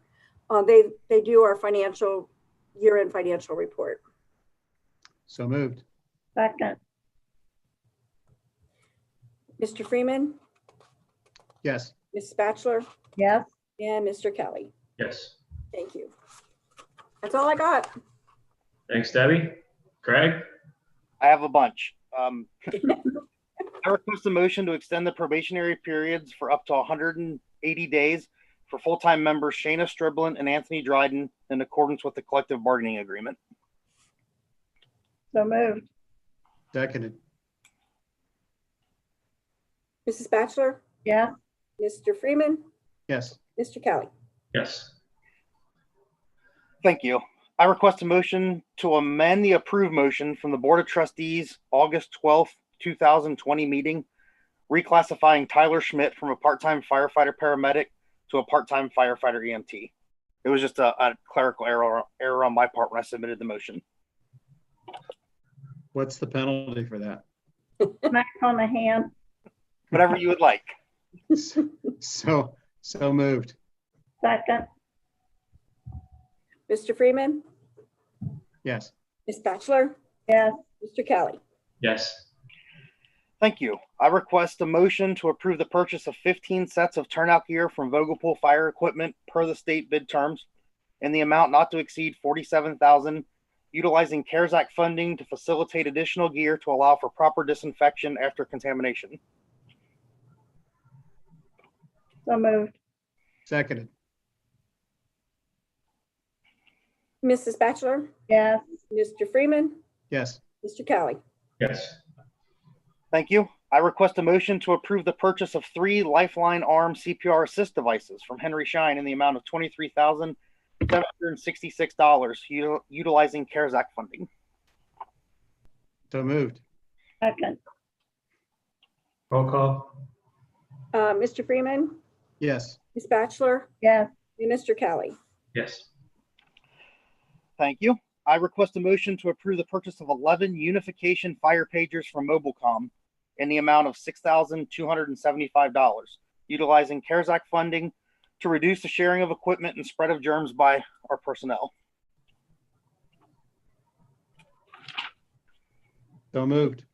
go ahead, Alan. So moved. Second, Mr. Freeman, Yes. Mrs. Bachelor, yes, and Mr. Kelly. Yes. Thank you.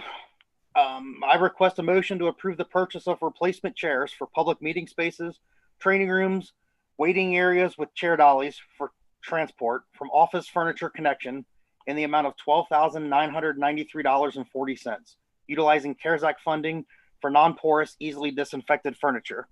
So this would be new chairs for the trustees room that are an ergonomic hard plastic that are easy to disinfect and wipe down, and then a padded vinyl for all the waiting areas. It'll basically replace all of our cloth chairs that are around the facility. and they're really comfortable. They really are. And you'd also be like, the trustees should like, I picked us out new chairs for us, and they are very comfortable also. To get rid of those things that look like you're sitting in a hole when you're sitting up there, so. That's true. You feel like you're going to be engulfed by them. You do. Mine always sticks to the floor and I always like fall forward. But even the plastic chairs, you think they may not sound comfortable, but they really, They really are. Debbie and Craig and I went out, and these are the ones, you can smack us because we picked these out. Well, it's even the same ones Loretta picked out of the magazine after. It ended up, yes, they were. So we all agreed. 4 of us agreed. So I will make that motion. Seconded. Mrs. Bachelor, Yes, Mr. Freeman, Yes. and Mr. Kelly. Yes. Thank you. My last one. I request a motion to approve the purchase of computers from Brown Enterprise Solutions per state bid in the amount not to exceed $15,000, utilizing CARES Act funding to facilitate remote work. So this would be laptops and computers for elected officials, department heads, and other staff to basically reduce people having to share computers, especially in this remote environment. I know it would give us computers for the zoning commission and some of the other groups so that we can ensure that things are disinfected and not shared. Sounds good. The motion. Now, how will we maintain control over those laptops? So most of them will be assigned to people. Some of them will be for like the trustees room. They'll be added to our inventory so that we'll know where they are. And with the building having limited access, I mean, we'll know where it's supposed to be and if something's not there or is missing. Okay. All right, so moved. second, Or did you move already, Bonnie? no, Mr. Freeman, Yes. Mrs. Bachelor, yes, Mr. Kelly. Yes. Thank you. Thanks, Craig. All right. We're going to have police next. I think Lieutenant Bennett is in for Chief Bachman tonight. Real quick, Eddie, make sure that you're ready to throw up the service department stuff that I have so we can move through that quickly when we get to John. All right, Lieutenant Bennett.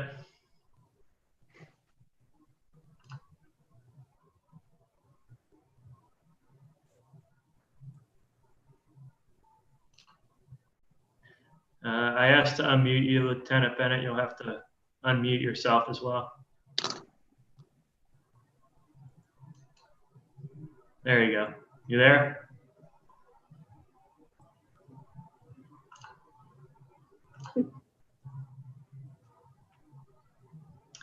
Lieutenant Bennett, we cannot hear you. You are unmuted.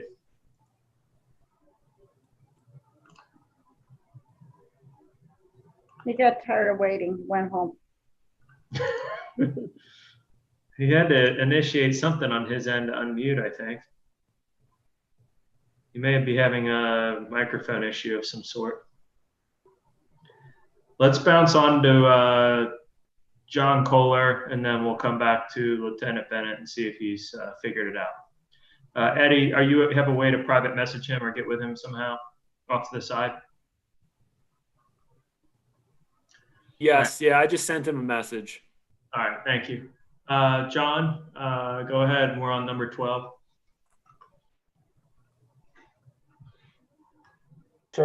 Service Director John Kohler requests a motion to approve the purchase of a 2021 Ram 1500 quad cab 4x4 from Paul Sherry Chrysler, Dodge, Jeep, and Ram in the amount of $25,558.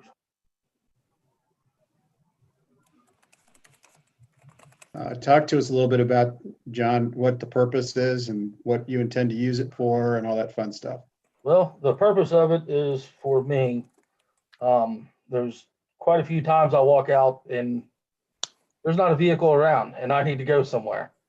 And so it's basically to ensure that, you know, I can do my job. Then plus I can have my stuff with me all the time. I don't get somewhere and then what I need is not in that vehicle. So He's hitchhiking out there. So if yeah, he's hitchhiking to a job, that's where he's going. it with a makes shovel. it very difficult at With a times. shovel, yeah. And this is also a state bid. Yes. All right, so moved. Second, Mr. Freeman, Yes. Ms. Batchelor, yes. and Mr. Kelly. Yes. John, where is this place? Never heard of it. It's up north. It's who we have to go through the state bid to get that good of a Okay. price. Okay. I had priced a couple from local Pick one. places, and they were all like 35,000 for about the same vehicle. So the state bid, you had to go through that dealership. So Okay. It's in Piqua, Bonnie. Piqua. Piqua. it's not too awful far. Moving on. All right. The next one here for John. John and I went over some stuff last week on staffing. And I told Number him- 13, Nick. Yeah, we got one more to go. oh, Service Director John Kohler requests a motion to approve the purchase and installation of 7 hand dryers in the amount of $10,750 utilizing CARES Act funding. So moved. Seconded. And where will all of the hand dryers be located?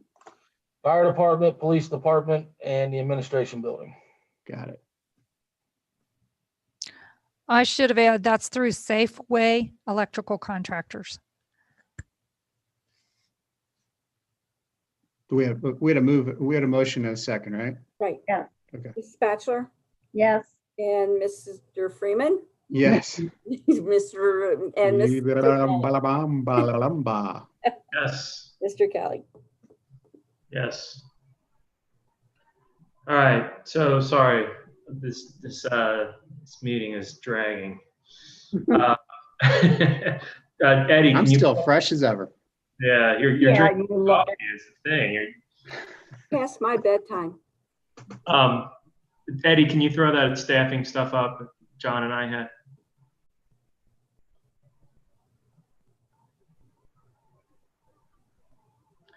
Okay, so this stuff isn't scientific or exact, but John and I spent some time going over some things in regards to what his current staffing is and kind of what his needs might be. And he can talk more to this, but I'll just talk real quick, kind of what we went over in regards to numbers. We kind of came up with a bunch of different ideas on the different tasks that his department are responsible for and what personnel complete those tasks, and kind of came to the conclusion of his department could kind of be subdivided into two different departments, parks and cemetery functions and road functions, kind of two different groups of people that complete those functions. And within parks and cemetery, we came up with really the main task there. And if you scroll down a little bit, Eddie, you'll see a little pie chart there. Most of it is laying and digging of graves in the cemetery right now, et cetera. And then, Eddie, if you scroll down a little bit to the next page, you'll see a similar breakout to the roads. And we can provide this. I'm just going to kind of run through this fast. If anybody, or Bonnie or Alan, you guys want a copy of this? It's not, again, this isn't exact. It's just kind of rough estimates that John came up with, but we talked through it together. And then Eddie, scroll down one more. So the motion would be kind of over the course of some time, maybe like a year or so, to really meet the staffing needs of John and the service department, to consider hiring one full-timer, and that would be the more immediate need, and then another part-timer, and then eventually one more part-timer, to kind of meet those staffing needs, where he's able to service the parks specifically in other areas to maybe a little bit higher standard, due to the fact that we've had so much come in from Amelia and a lot of other just general growth needs in the township. John, do you have anything you want to add to that? I mean, no. I mean, I personally think that the full timer, we should wait until like January or February to start interviewing people, or start accepting applications at that point, and then bring them on like say the 1st of April or something, would be my suggestion at this point, because we're going into winter.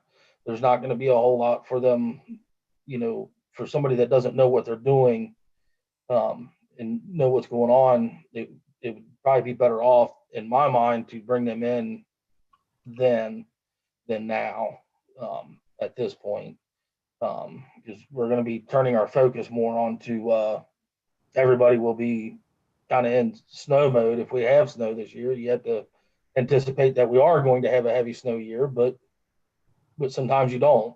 But I would hate to, my thing is I would hate to pay somebody all winter long just and not really be able to train them to what they'll be doing, because of our focus, where our focus will be at. But yeah, I mean, I think this amount of staff will be a big plus.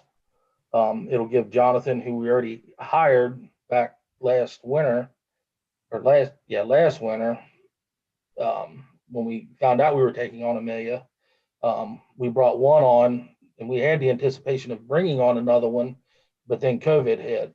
And so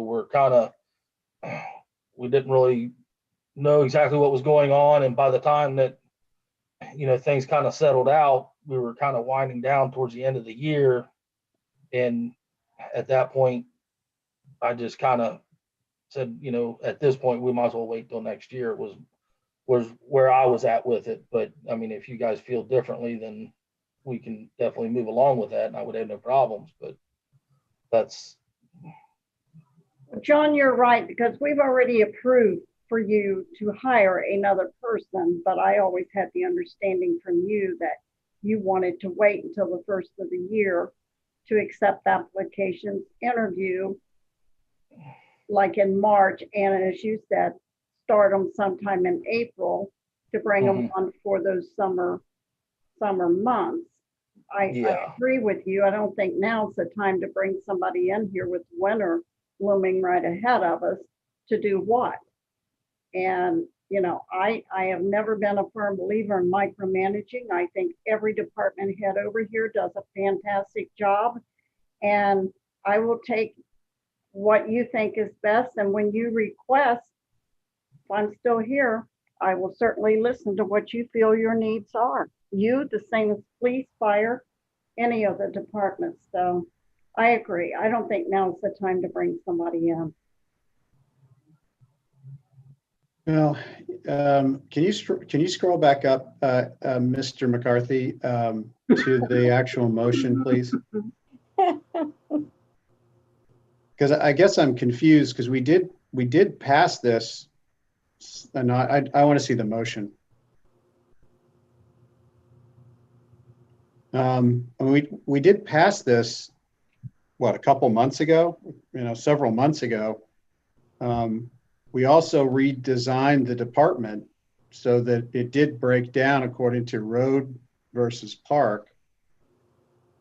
So I guess I'm a little confused about the eminent need, and why we can't just, leave this to the discretion of John.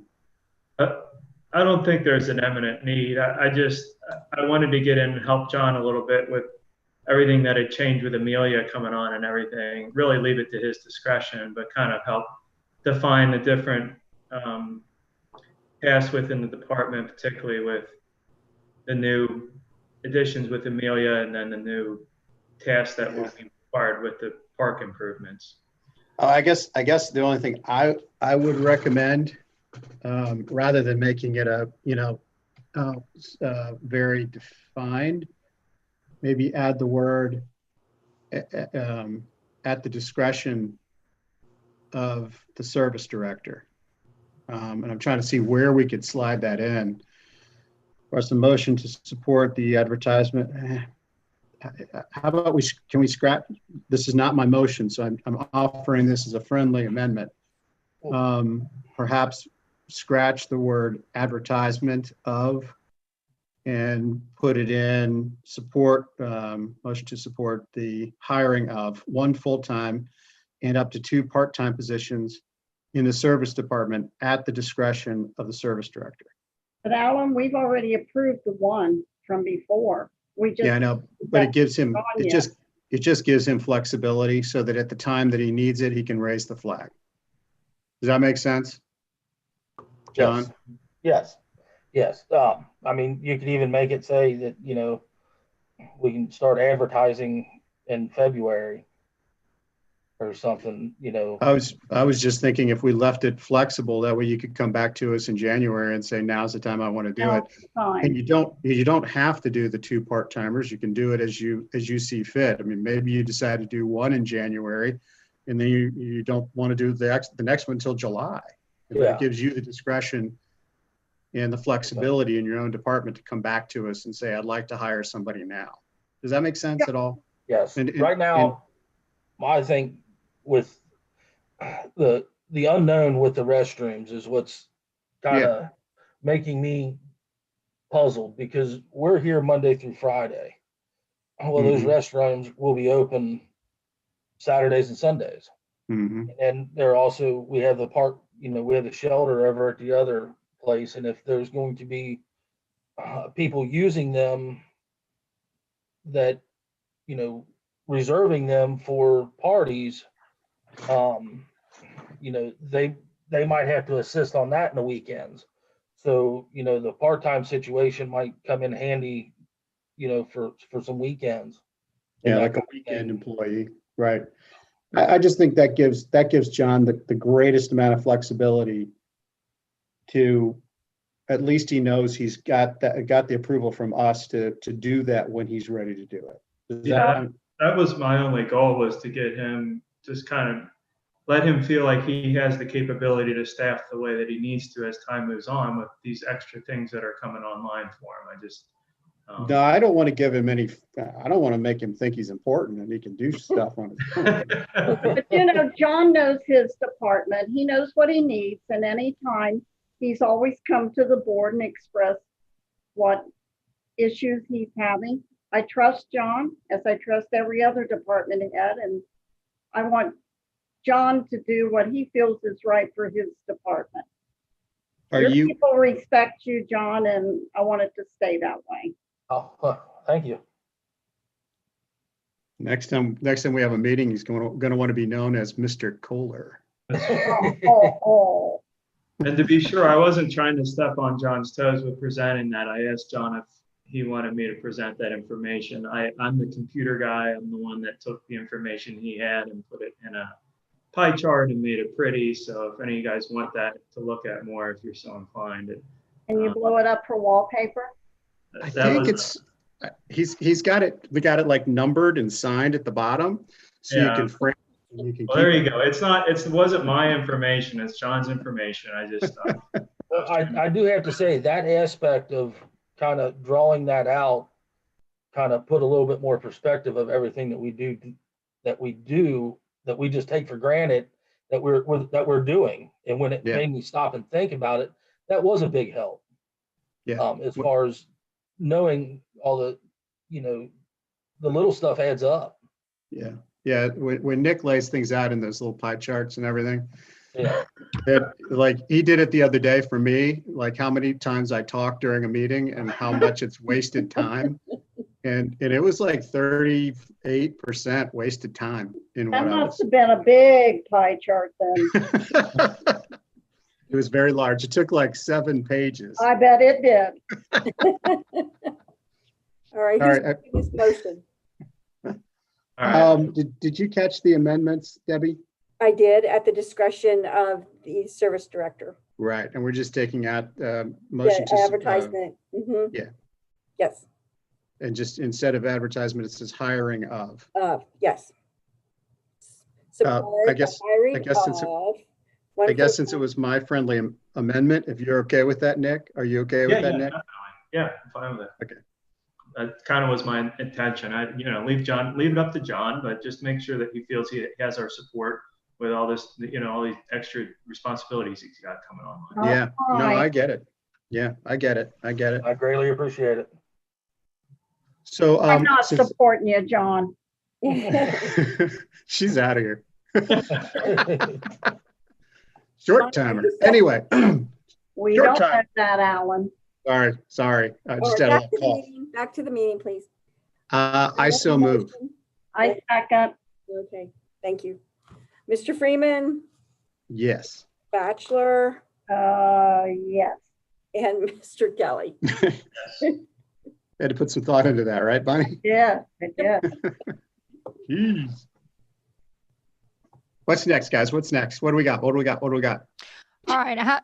I have the next resolution. Also, Mr. Springman has his hand up if we want to. Put your hand down, Ron. I can do this quickly first, and then if you want to skip go ahead. back to them. Go ahead and do your stuff real quick, Loretta, and then we'll jump over there. Okay, I had sent a little information ahead of time. I searched for a resolution because there was no template sample, but this is a resolution finding that public safety personnel are substantially dedicated to mitigating and responding to the COVID-19 public health emergency. As we understand it, there is the ability to take most of your police and fire officials' payroll and be covered using the CARES Act CARES Act funding in order to support your police and fire budgets. So we're going to make sure that we understand the details of this, but the county, as I understand it, had contacted the fiscal office and recommended that this be documented by resolution. So this is resolution 2020-027. I don't know if Debbie has anything to add to that.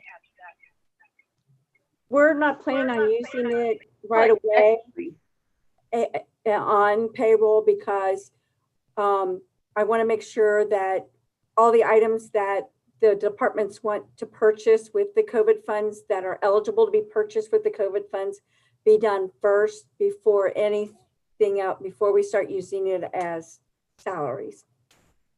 Do you want us to go ahead with the resolution then? Yes, just I do. In advance? The county needs a copy of that resolution to let them know that we did pass it for that. And we just finished up our first report on the COVID expenses that we had to report to the state. So I'm having everybody use purchase orders request and not blanket certificates. That way it's for better tracking. That sounds right. Well, Debbie, I'll make the motion. Thank I'll you. second it.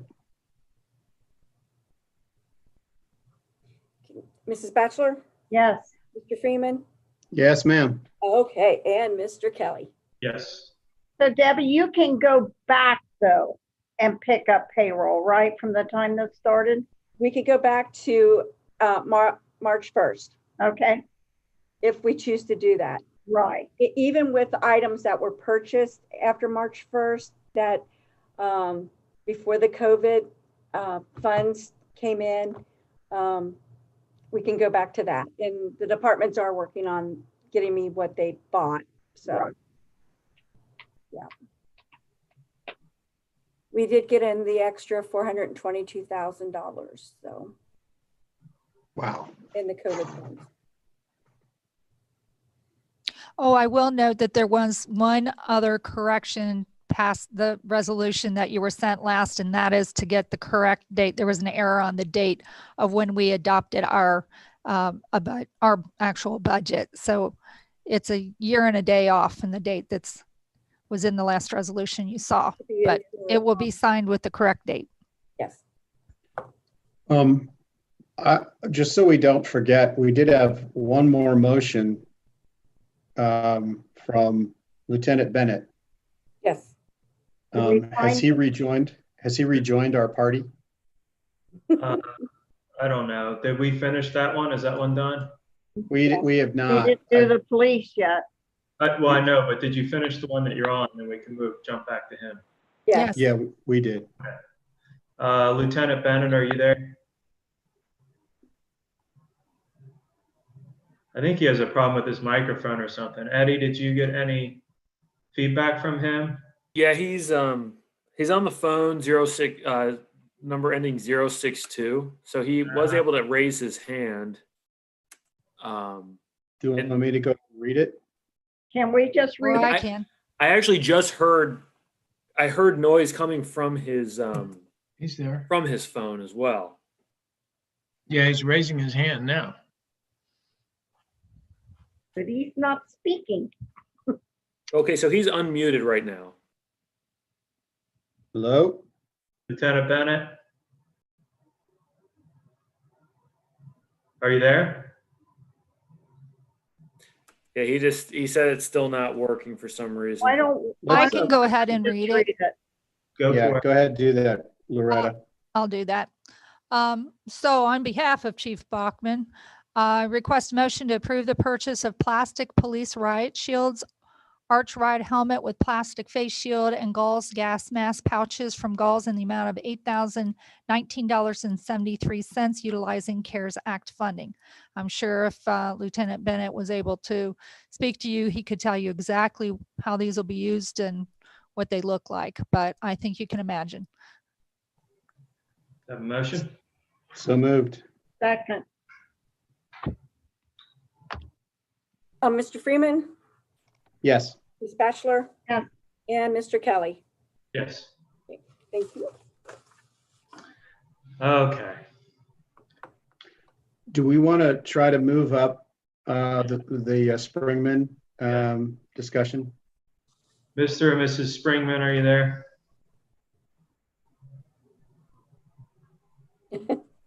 Yes. They gave up on us.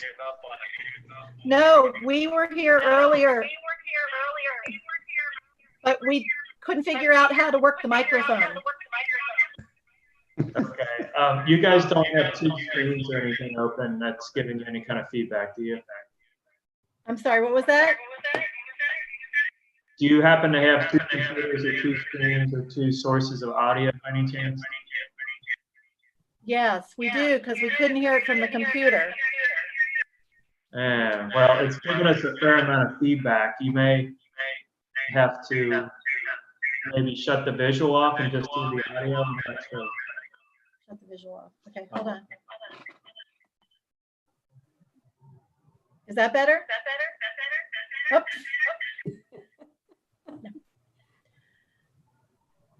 Now they're not there. Are you there? Oh. Yeah. Yeah, we're still getting the feedback, guys. I think it's coming out of one source and going into the other source and creating some feedback.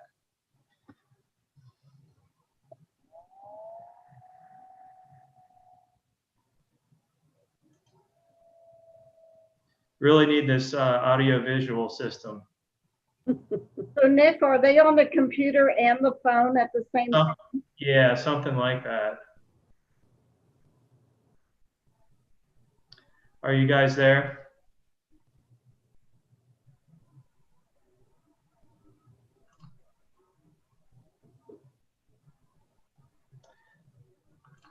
Eddie, can you try to get with them off to the side?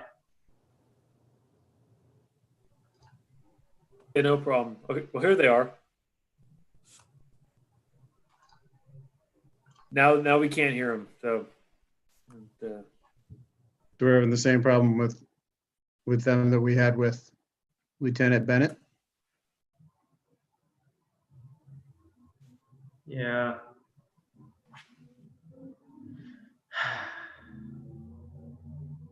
We are certainly having a technologically challenged evening. Yeah, it is.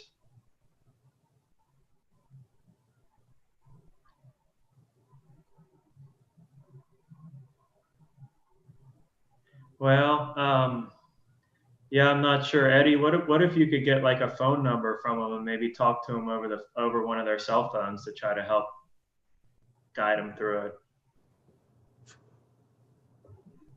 Maybe you could just private message them. I'll see if they can call my cell phone, and then I'll just run the audio through my computer. Okay, why don't you just go?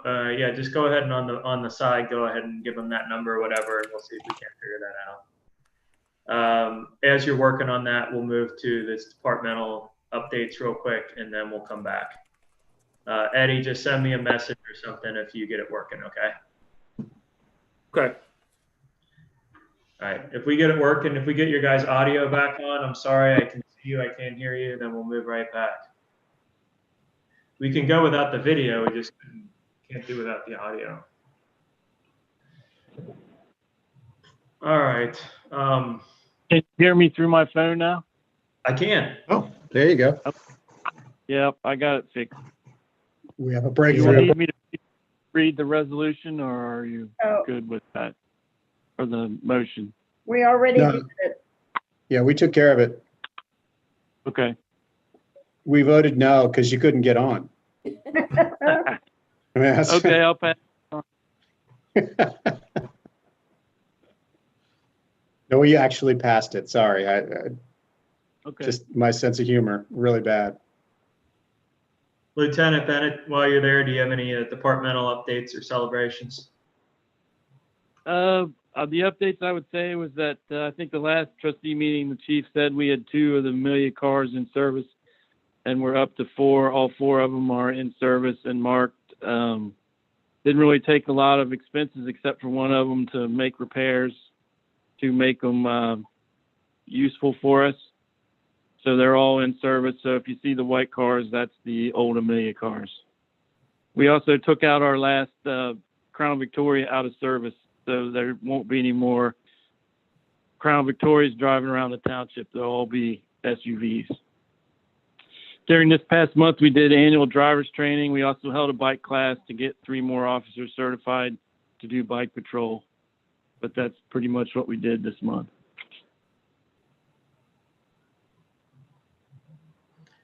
All right. Thanks, Lieutenant. I got the Springmans on the phone too. If you guys are ready. Oh, you guys are all right. Are you there, Springman? Yes. Oh, good. Okay. All right. So we have a property discussion regarding Young Road property. So. Yes. And I know you guys had emailed us, but we had to use the opportunity of the public meeting to discuss this a little further. So what you guys want to explain your inquiry? Yeah, well, we were just wondering if it was possible to split off part of the acreage on the corner of Jenny Lind and Young Road.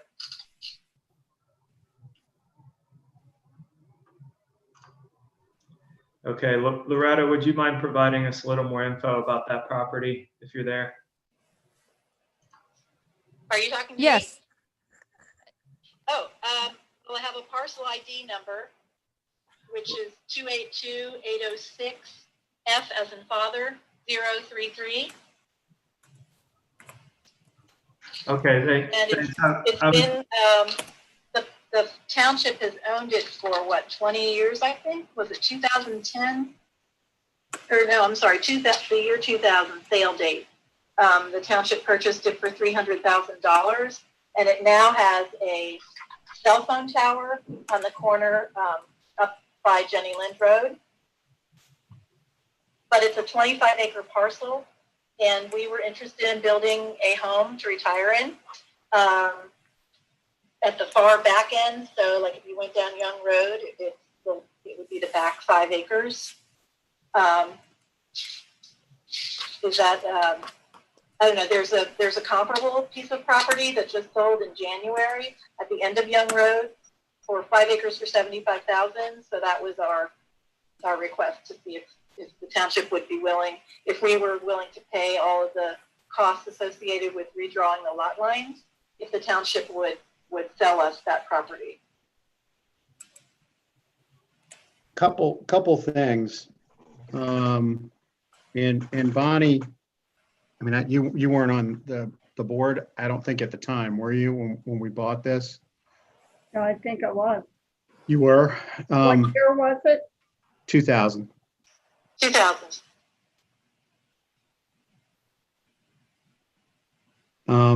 Historically, I mean, I guess the plan was to make it into a park. It's turned into kind of a passive green space over time. And I believe there was some discussion about parceling it off several years ago. And I don't know where that went. Bonnie, maybe you can, Well, if you remember.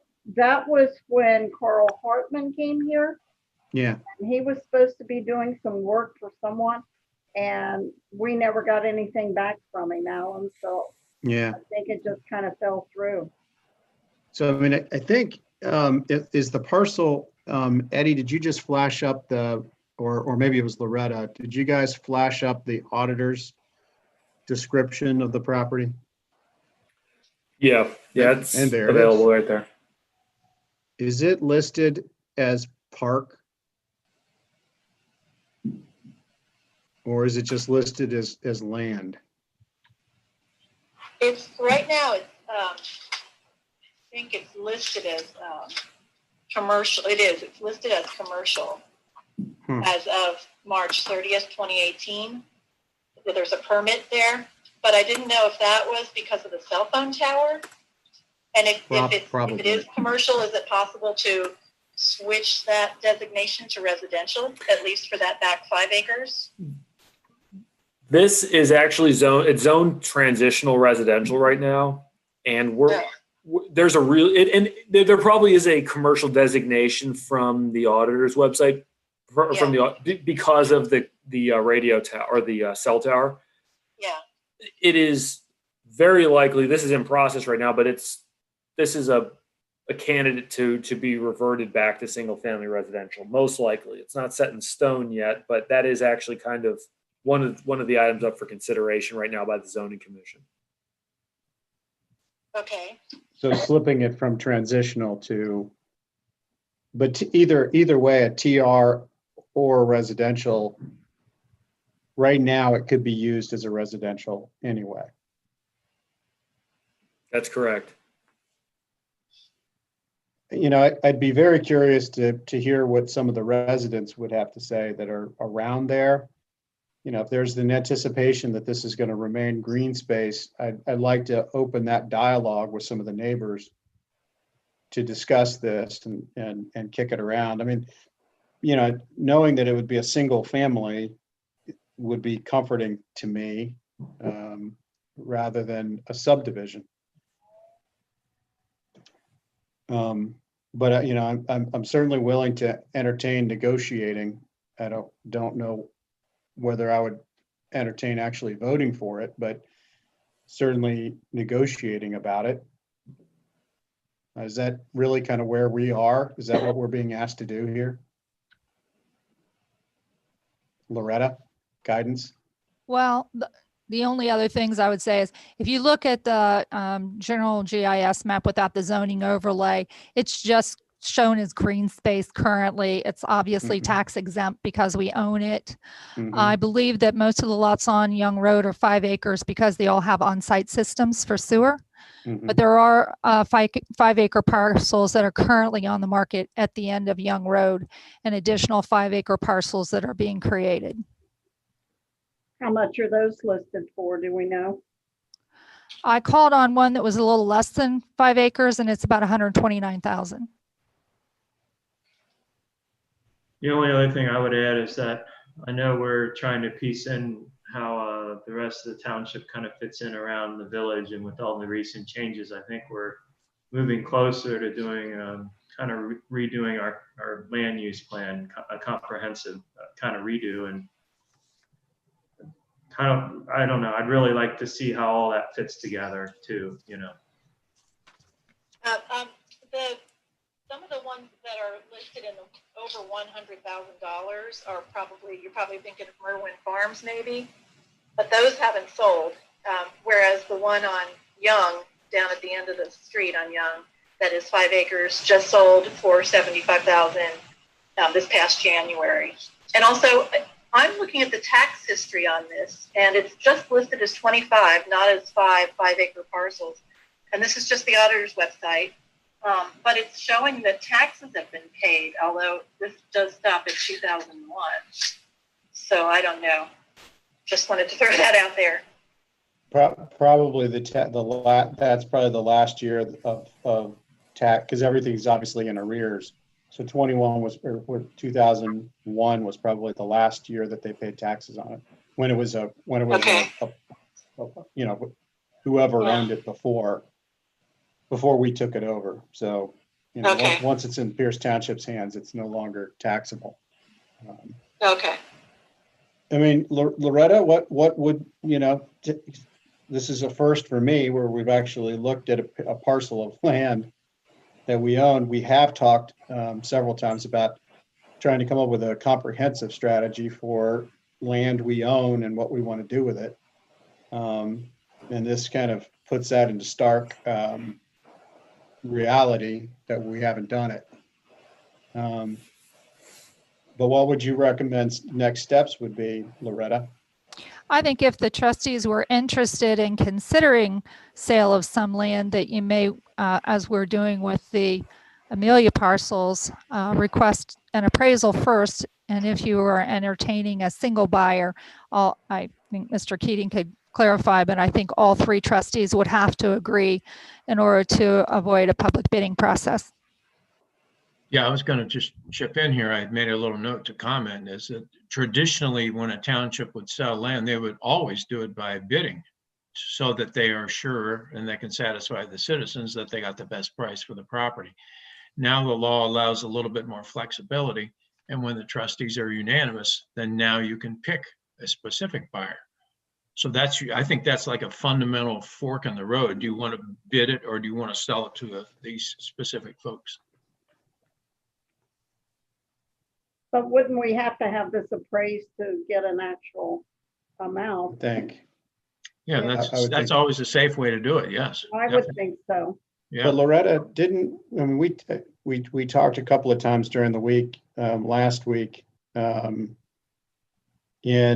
didn't we say that we were thinking about redoing some of the appraisals for Amelia land in light of some changes there? Well, I believe that with the current market, some of these appraisals that we had gotten early on in the COVID process were perhaps low. But if we're going to engage a commercial realtor, they're probably going to bring things back in line with market as they look for buyers, I would presume. So it may not be necessary. But we could certainly contact the same appraiser. The only reason I'm saying that is that if we're going to be doing that exercise for a couple of parcels, save yourself some money and just add this one in as part of the lump sum. Make sense? Yes. At this point, we haven't necessarily decided to reappraise. And we haven't come up with a realtor yet. So we could do the realtor approach and then put this in as a piece of land that would be part of their task, correct? That's true. So then they could begin any kind of negotiation on price in accordance with what the realtor would. In other words, the Springmans would be dealing with the realtor, not with us. Right now, we're not really talking about residential properties necessarily. We're focusing on the vacant commercial parcels. Mm-hmm. So we may or may not have a realtor that is a residential one, but it's easy enough to add that to the conversation. We were going to meet this week, but we needed to reschedule. Well, what do we need to do coming out of here? I mean, as I said, I'm open to the idea of discussing it at a certain point. When I see the reality, maybe I'll be for it and maybe I won't, but discussions, I mean, talking is okay, right? Sure. I mean, I don't have a problem having the discussion but I do want to make sure that before we do anything, we're talking to the neighbors, because I think that's very important to let them know, what's going on. They'll be comforted to know, I think, that maybe it's a single family structure rather than a subdivision. And, I'm not wild on chopping up green space, but yeah, I guess from my perspective, I don't have a problem with having the conversation. I think we should get it valued by, the real estate, then you would have to ultimately decide, like Tom said, which route in the road you want to head down. Yeah, we don't have enough data. What's appropriate and what's consistent with the other stuff that we've been doing. Yeah. And I think that would help us to create the data that we would need to make a decision. I guess our intention would be is on the 5-acre tracts, that's kind of consistent to what's on Young Road. Mm-hmm. So our idea would be to build, a new house. It would be like a farmhouse that would fit in kind of with the homes that are already there. And I think most of them are 5-acre tracts, it looks like. Well, at the back end. At the back end, yeah. So we were just trying to kind of blend in and with the neighborhood, and we like the fact that it was, we could get into 5 acres like the other properties. Mm-hmm. So what do we need to do, Loretta? Would you like to direct me to contact the same appraiser we had used? I believe it's Cantor, to get an appraisal for that property if we were to take 5 acres off of it? I think we need it appraised to get an accurate figure. Yeah. So that we can answer to the rest of the residents in the township. Yeah. I guess I'll appraise the whole parcel and then also have an opinion of a separation of the 5. Mm-hmm. Yeah, that would be good. Sounds good. I know we have some drainage as well as the cell tower on the area closest to Jenny Lynn. Beyond that, there are still some drainage ways, but that parcel in the back seems to be the least impacted. There's also something on the auditor's profile page under legal, a legal description. It says deferred recoupment $3,337.06. I have no idea what that means. Do you all know what that means? No. It's on the property taxes. It might have been under CAUV and they had to recoup that at the time of the sale. Yeah, that might be. Oh. That seems So logical. that's nothing that would affect the sale now? I don't think that's like a lien or anything, if that's what you're worried about. Oh. I think it might be. It might be a lien, Alan. Well, we can always try to figure it out. Yeah, that's right. Okay. Another piece of data we'd need. Yep. Well, and board, just so you're aware, the township owns an all hazard storm siren also on that site near the cell tower. I just wanted you to be aware. You have what? I'm sorry. There's an all hazard storm siren on the near the cell tower. Oh, yeah, okay. Yeah, it's okay. Well, we'd be the first to know. Yeah. Looks like Pete had his hand raised. Yeah, can you hear me? Yeah. Oh, good. Hey, listen, beyond the letter of the law, and in the interest of transparency and fairness for all residents of the township, were this to be a fork in the road in which the trustees decided to go in the direction of breaking off parcels for sale, would it not be in the best interest of fairness to the residents, not only in that neighborhood, but to the residents in general of the township, to offer it for public sale before negotiating a private sale of this nature? That's why I said I wanted it appraised to see what the actual, And then I think, value is. and I think you're right, Pete. I mean, I do think that, working with a realtor, we made a point of that in our, when we were talking about Amelia properties, we wanted to make sure that we, put a sign out front and we make sure we go through that process. So no, I think you're right, Pete. That's consistent with what we would want to do. Okay, I appreciate that. And I don't live in that neighborhood, but if I were the neighbor of that parcel and that parcel were to come up for sale, then I might, as that adjacent parcel owner, may want to purchase that property to perhaps provide for a buffer or enlarge my, my parcel. So that's why I brought that up. Thank you. Good point. It's a good point, Pete. Thank you. Good point, Pete. Thank you. Every once in a while, Pete has a good point. He really does. I mean, hey, once or twice. Hey. Oh, Alan's stocking up now. It's late. Hey. We understand that. I'm getting punchy. That's why we were thinking that the 5 acres would hopefully be a nice enough buffer to be consistent with, what the neighborhood is. I'm hoping, so we would, you'd have that buffer and we would blend in because it looks like the other homes have that acreage. And I think, and I could be wrong about this, I think in Claremont County, they will only put the mound system in if you have at least 5 acres. Yes. So I almost think it has to, if it is going to be parceled, it would have to be in 5 acre lots. Well, we just heard that. A rumor, is that correct? Hey, Loretta? Yes. It does not require 5 acres. So, just so people know. Can you, or whoever is controlling the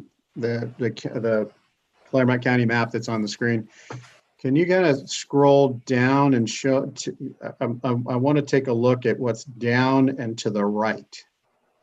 Sutton Way and Stout Ridge, or South Ridge, sorry, South Ridge.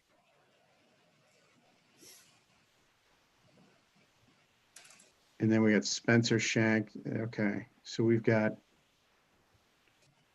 and these are all sewered through here, correct? Yeah. Yes, I think that's accurate. That would be great. Well, and then let's scroll back up to the actual property. Oh, no, there's no public sewer down Young Lane side. Yeah, that's okay. Can you take me to the property? Because now I'm lost, because Spencer Shank is here. And this is the parcel right here. Yes. Is that right? Could we turn off the zoning layer?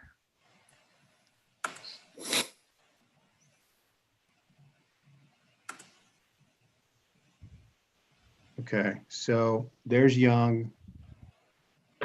There's Jenny Lind, and the cell tower is here. We're looking at a piece of property that's on the upper left-hand corner, right? Kind of where that track is right there. Yes. Okay. Says we're Jenny not- Lind in the middle. Yeah, we're not, and then what's below the property to yeah, that's perfect. So we don't have any residential other than there's one home to the left of this property as I'm looking at it, correct? if you're on Young Road, it's to the right, and they have 13 acres. Yeah, I'm looking at it from, the map here. It looks like it's to the left, but Oh, well, yeah. because I'm looking at it, I'm looking up at Young Road rather than down at the property. Okay. Okay. Just thinking of it from Pete's comment, you know, if a person wanted to add to their property, what would have to happen There's there? the I road, mean, there's Young Road on one side, there's Jenny Lind on the other. I'm not sure what, when you're looking from Jenny Lind, as if you were standing on the street, what's on the left. I think, I'm not sure if what's over there. It seems like it backs up into people's backyard from the next street over. But then on the right, if you were standing on Young Road looking forward at the property, house is on the right. They originally had, I think they might have had 5 acres too, but then somebody said they expanded way back, so they now have 13. So I don't feel like it would be right on top of anybody, you know, if we had 5 acres and the rest of the, you'd still have 20 acres from our lot all the way up to Jenny Lind. yeah, I'd love to, I mean, I can't remember who lives in that house. Which, Well, yeah. Can you put in that layer so I can, well, no, don't. Yeah, you can click on. I'll do it. Yeah, I'll do it. Yeah, okay. Well, I would certainly want to talk to the McAllisters and get their thoughts on the whole situation, plus the people that are on the northern side of Young Road. That is north, right? We might want to get a real estate agent to value it and decide if it's something we even want to sell. And then B, do we want to go through a public process of doing that, you know, like Pete mentioned? You know what I mean? I would think we'd have to, Nick. I think we do. I think we once again, in the interest of, you know, transparency and you know, dealing with this properly, because you've got a piece of property that could have over the years, and I would imagine other people have come to us and we've said no. I don't know that to be a fact, but you know, we've kind of kept it, you know, off the market for, you know, 20 years at this point. And that's why we thought maybe nobody was interested in it. I don't know. I mean, I honestly don't know. I mean, you know, perhaps people have come to us before and we've said no, or perhaps they haven't, but I know that the intention was at one point to use that as a park, or at least as a passive green space. I believe that was the original intent of that property. It was supposedly bought for park land. But now things have changed slightly, because now Spencer Shank, which we just took the little tour, is kind of up and to the right. But there was one time, Alan, that Carl Hartman, representing someone, came to us and wanted to be able to go on the property. Loretta, were you here then? I was not, but I have meeting notes from November of 2014 that where he brought forward a proposal he discussed with Mr. Hirschner to produce a concept development plan for 25.17 acres of township-owned land. Yep, that's it. But then we had a few meetings with him and then he kind of disappeared. No, he didn't. So at one time, someone was interested in developing this. Yeah, so I mean, if we looked at it in the larger context of other properties we own and everything, and we did ultimately decide, yeah, maybe this is something we don't need, or let's liquidate it. That would maybe be step A, and then step B would be, if we did want to do that, then it's, you know, do we want to go put it out to a public process? And if we did, then, you know, everybody would know about it, and maybe you get a great deal on it, maybe you don't. I mean, you know, it would be a kind of more of a bidding process at that point. Yeah, remember this, if you do it through an agent, everybody can bid and rebid and rebid, so people don't lose out on it if it's only a one-time auction type thing where you submit a sealed bid and you either get it or not. This way, if you have an agent, Mr. and Mrs. Springman can make an offer, and if the agent says, you know, that's good, you're the high one, or maybe somebody else outbids them and they want to raise the ante, you know, everybody gets a chance that way, and the township benefits in the long run, and it's being done in the open. I'm also curious about the pattern that's on the ground in this picture. Looks like four-wheelers to me. It does to me as well. Oh, yeah. That is not there anymore. We have the briars and the scratches to prove it, because we went out there and walked it. Yeah, I think that's probably the way to go. Let's get an appraisal. Let's start to talk about this. And then let's use this as step A to talk about how we're going to liquidate all of the properties. Because we've got those other two properties that are over on Sutton Way, and then we've got, you know, some others that we need to discuss how we're going to liquidate. So let's throw this into that bag with the rest. How about that, Loretta? That sounds efficient to me. One thing that I'd like to add on it is if we're going to break it up, we need to take into consideration, can Young Road handle more houses? Young Road is not a very wide road. No. So. I know at this point, we're only talking about one parcel. Yeah. So in the long term, I think they can handle Ron and Jill's car. So I just wanted, I don't know how much property's there, but I just wanted to bring that up, that if we're going to break it up into multiple pieces, then. Yeah, that would give still 20 acres left in that overall parcel. So yeah, I'm willing to explore it, but let's put it into the bag with all the rest of the project or the properties that we're trying to sort through right now. I don't know that gave you the answer that you wanted, Ron and Jill, but Well, I mean, what timing are you thinking? Because we are pre-approved and ready to build. Well, we appreciate your guys' interest, and we've just been in kind of a state of, I guess, turmoil, for lack of a better word, with you know, a little bit of an outdated land use plan to begin with, and then everything that's happened with Amelia. So I'm sorry, I couldn't tell what you said. I said we've been in a little bit of a state of turmoil with everything that's happened with Amelia, and also having a land use plan that was a little outdated before any of that. That's been on our radar for a while. So okay. I apologize that we don't seem more decisive and like we have our stuff together better. well, I mean, I'm going to also say that, you know, we don't always get people walking in the door saying we're ready to build and we're pre-approved. And, you know, and want to parcel off 5 acres off of a 25-acre parcel that we have. I mean, it doesn't happen very often. And when it does, it's usually a subdivision. And so it's private property. It's not township property. So and I think that Ron and Jill, you'll appreciate this because, you know, you've been through this process. There's also a political calculus here too. You know, when you take a piece of property and I'm sorry, what? You said a political calculus? Well, yeah, I mean, anytime you're taking a piece of property and it's originally planned to be green space and you're going to be pulling it out of green space and turning it into somebody's house, you know, you're gonna face some blowback. Okay.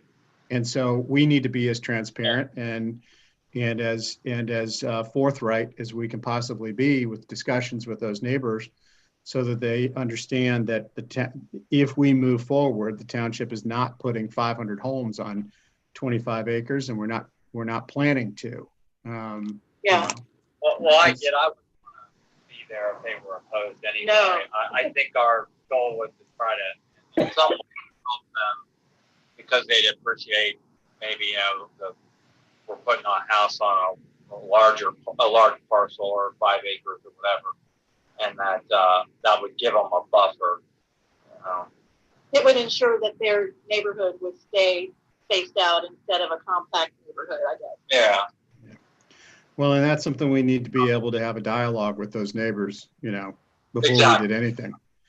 And so we just want to be, we want to be as, you know, I don't want to overuse the term, but transparent as possible with that community. Right. And they've had some scares. I mean, let's all remember back to the affordable housing units that were supposed to be built out there just the last couple of years. So the neighbors are understandably tense about some of this stuff. And so, I just want to have that, I want to be able to have that fair and open dialogue with them. Would it help if they knew the value of the home that we were going to put on instead of thinking that maybe we were just going to move a trailer onto it? I don't know. I mean, I don't think we're there yet. Okay. Because we'd be willing to do that, right? To move a trailer on?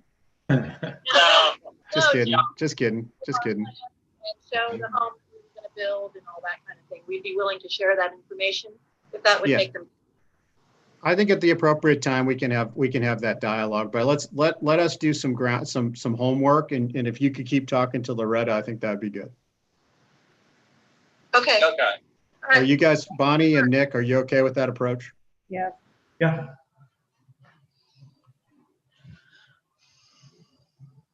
All right. I don't think we have anybody else with the raised hand or anything. So we'll keep looking into that. Thanks, guys, for coming to the meeting and being patient with us through our lengthy agenda. Thanks for us in early. I'm sorry we were just like scrambling to figure out how to turn you on. That's okay. Well, I'm glad we dealt with that early, and then we got the opportunity later. So. Yeah.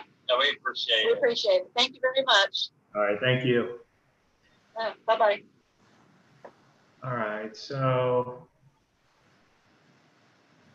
discussion terms expiring for zoning commission alternate. Yeah, so in August, Ms. Susan Gonwer was appointed to backfill Susan Freedy's alternate position after Susan moved into the full zoning commission position. And the way that the regulations read is that the new person has to complete essentially the rest of the remainder of the term. So we're coming up on the remainder of the term, which ends 10/31/2020. And so Ms. Gongwer will either need to be appointed for the full 2-year term or, re-advertisement, that sort of thing. So keeping in mind that she was just appointed in August. Normally, I would say let's do the repost and all that fun stuff. She was, however, just appointed in August. I'm comfortable with extending her into the 2-year term. I am too. I think that would typically be a good process, but I think we use our common sense with this one. Yeah, and she's only been there since August, as you said, Mr. McCarthy. And so I would make a motion that we extend her to the full 2-year term. I'll second it.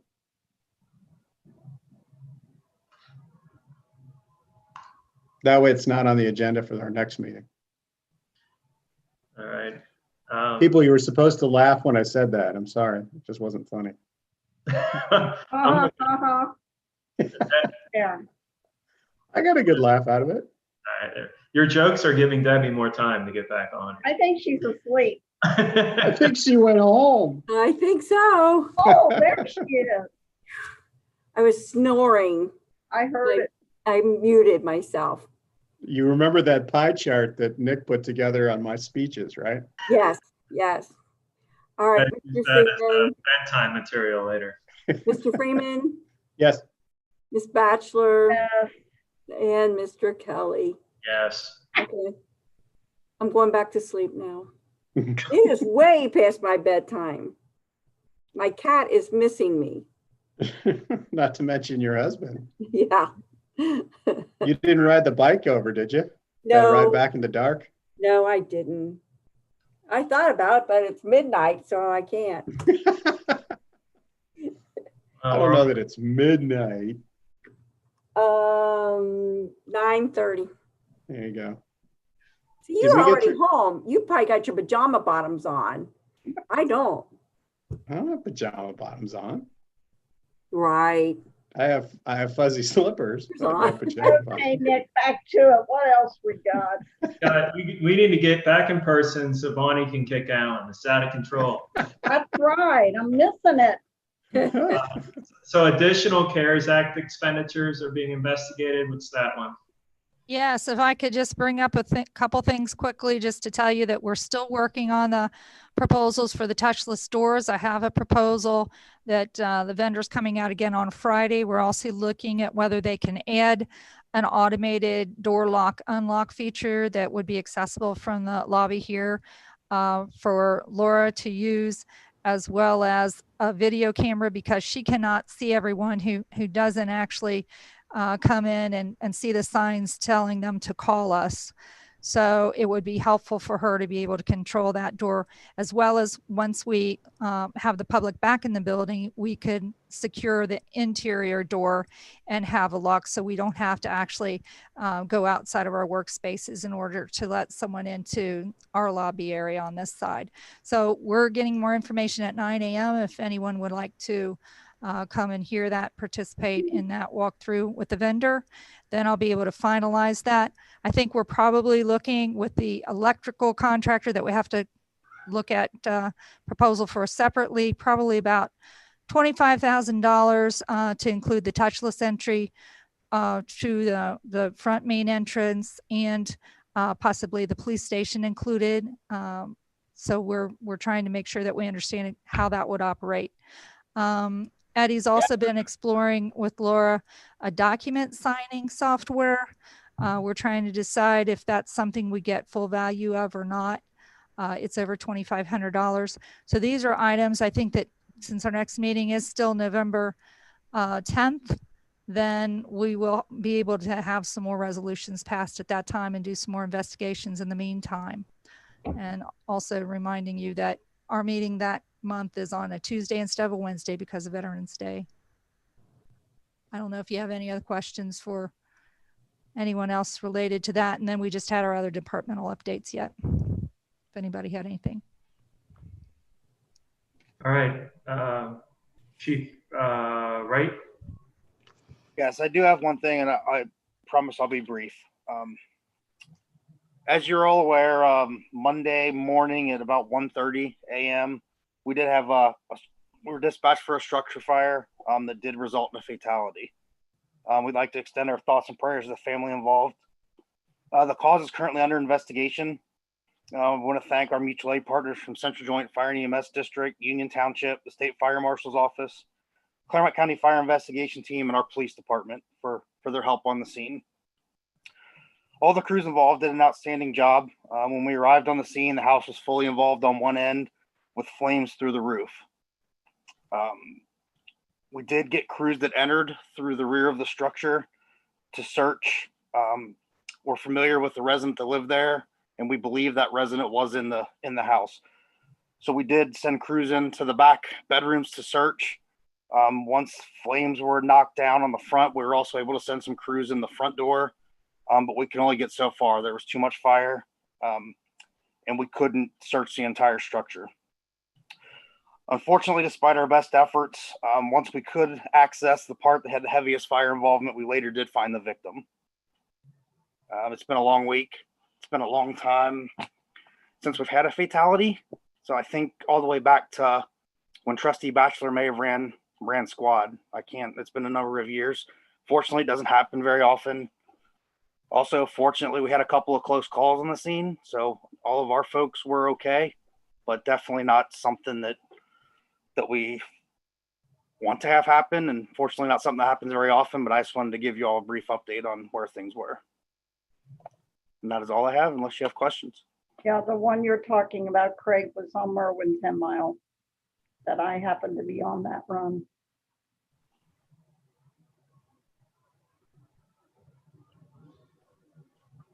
Thanks, Craig. It's not an easy topic. No. All right, Service Director Kohler. I don't really have a whole lot to add. I've been working a lot on trying to get the paving together so we can get it out early for next year, because it's looking like the possibility of having a very large paving program for next year. Really excited about that. And we'll just, the amount of the cemetery has just been crazy. So I don't know if the fear of the COVID and stuff, people are buying like crazy, but I am planning on turning my attention here after I get the paving stuff done to getting some prices and stuff together for doing like some niches over there to help with the cemetery, as far as space. And the niches would be more for cremations, and that's about where we were at.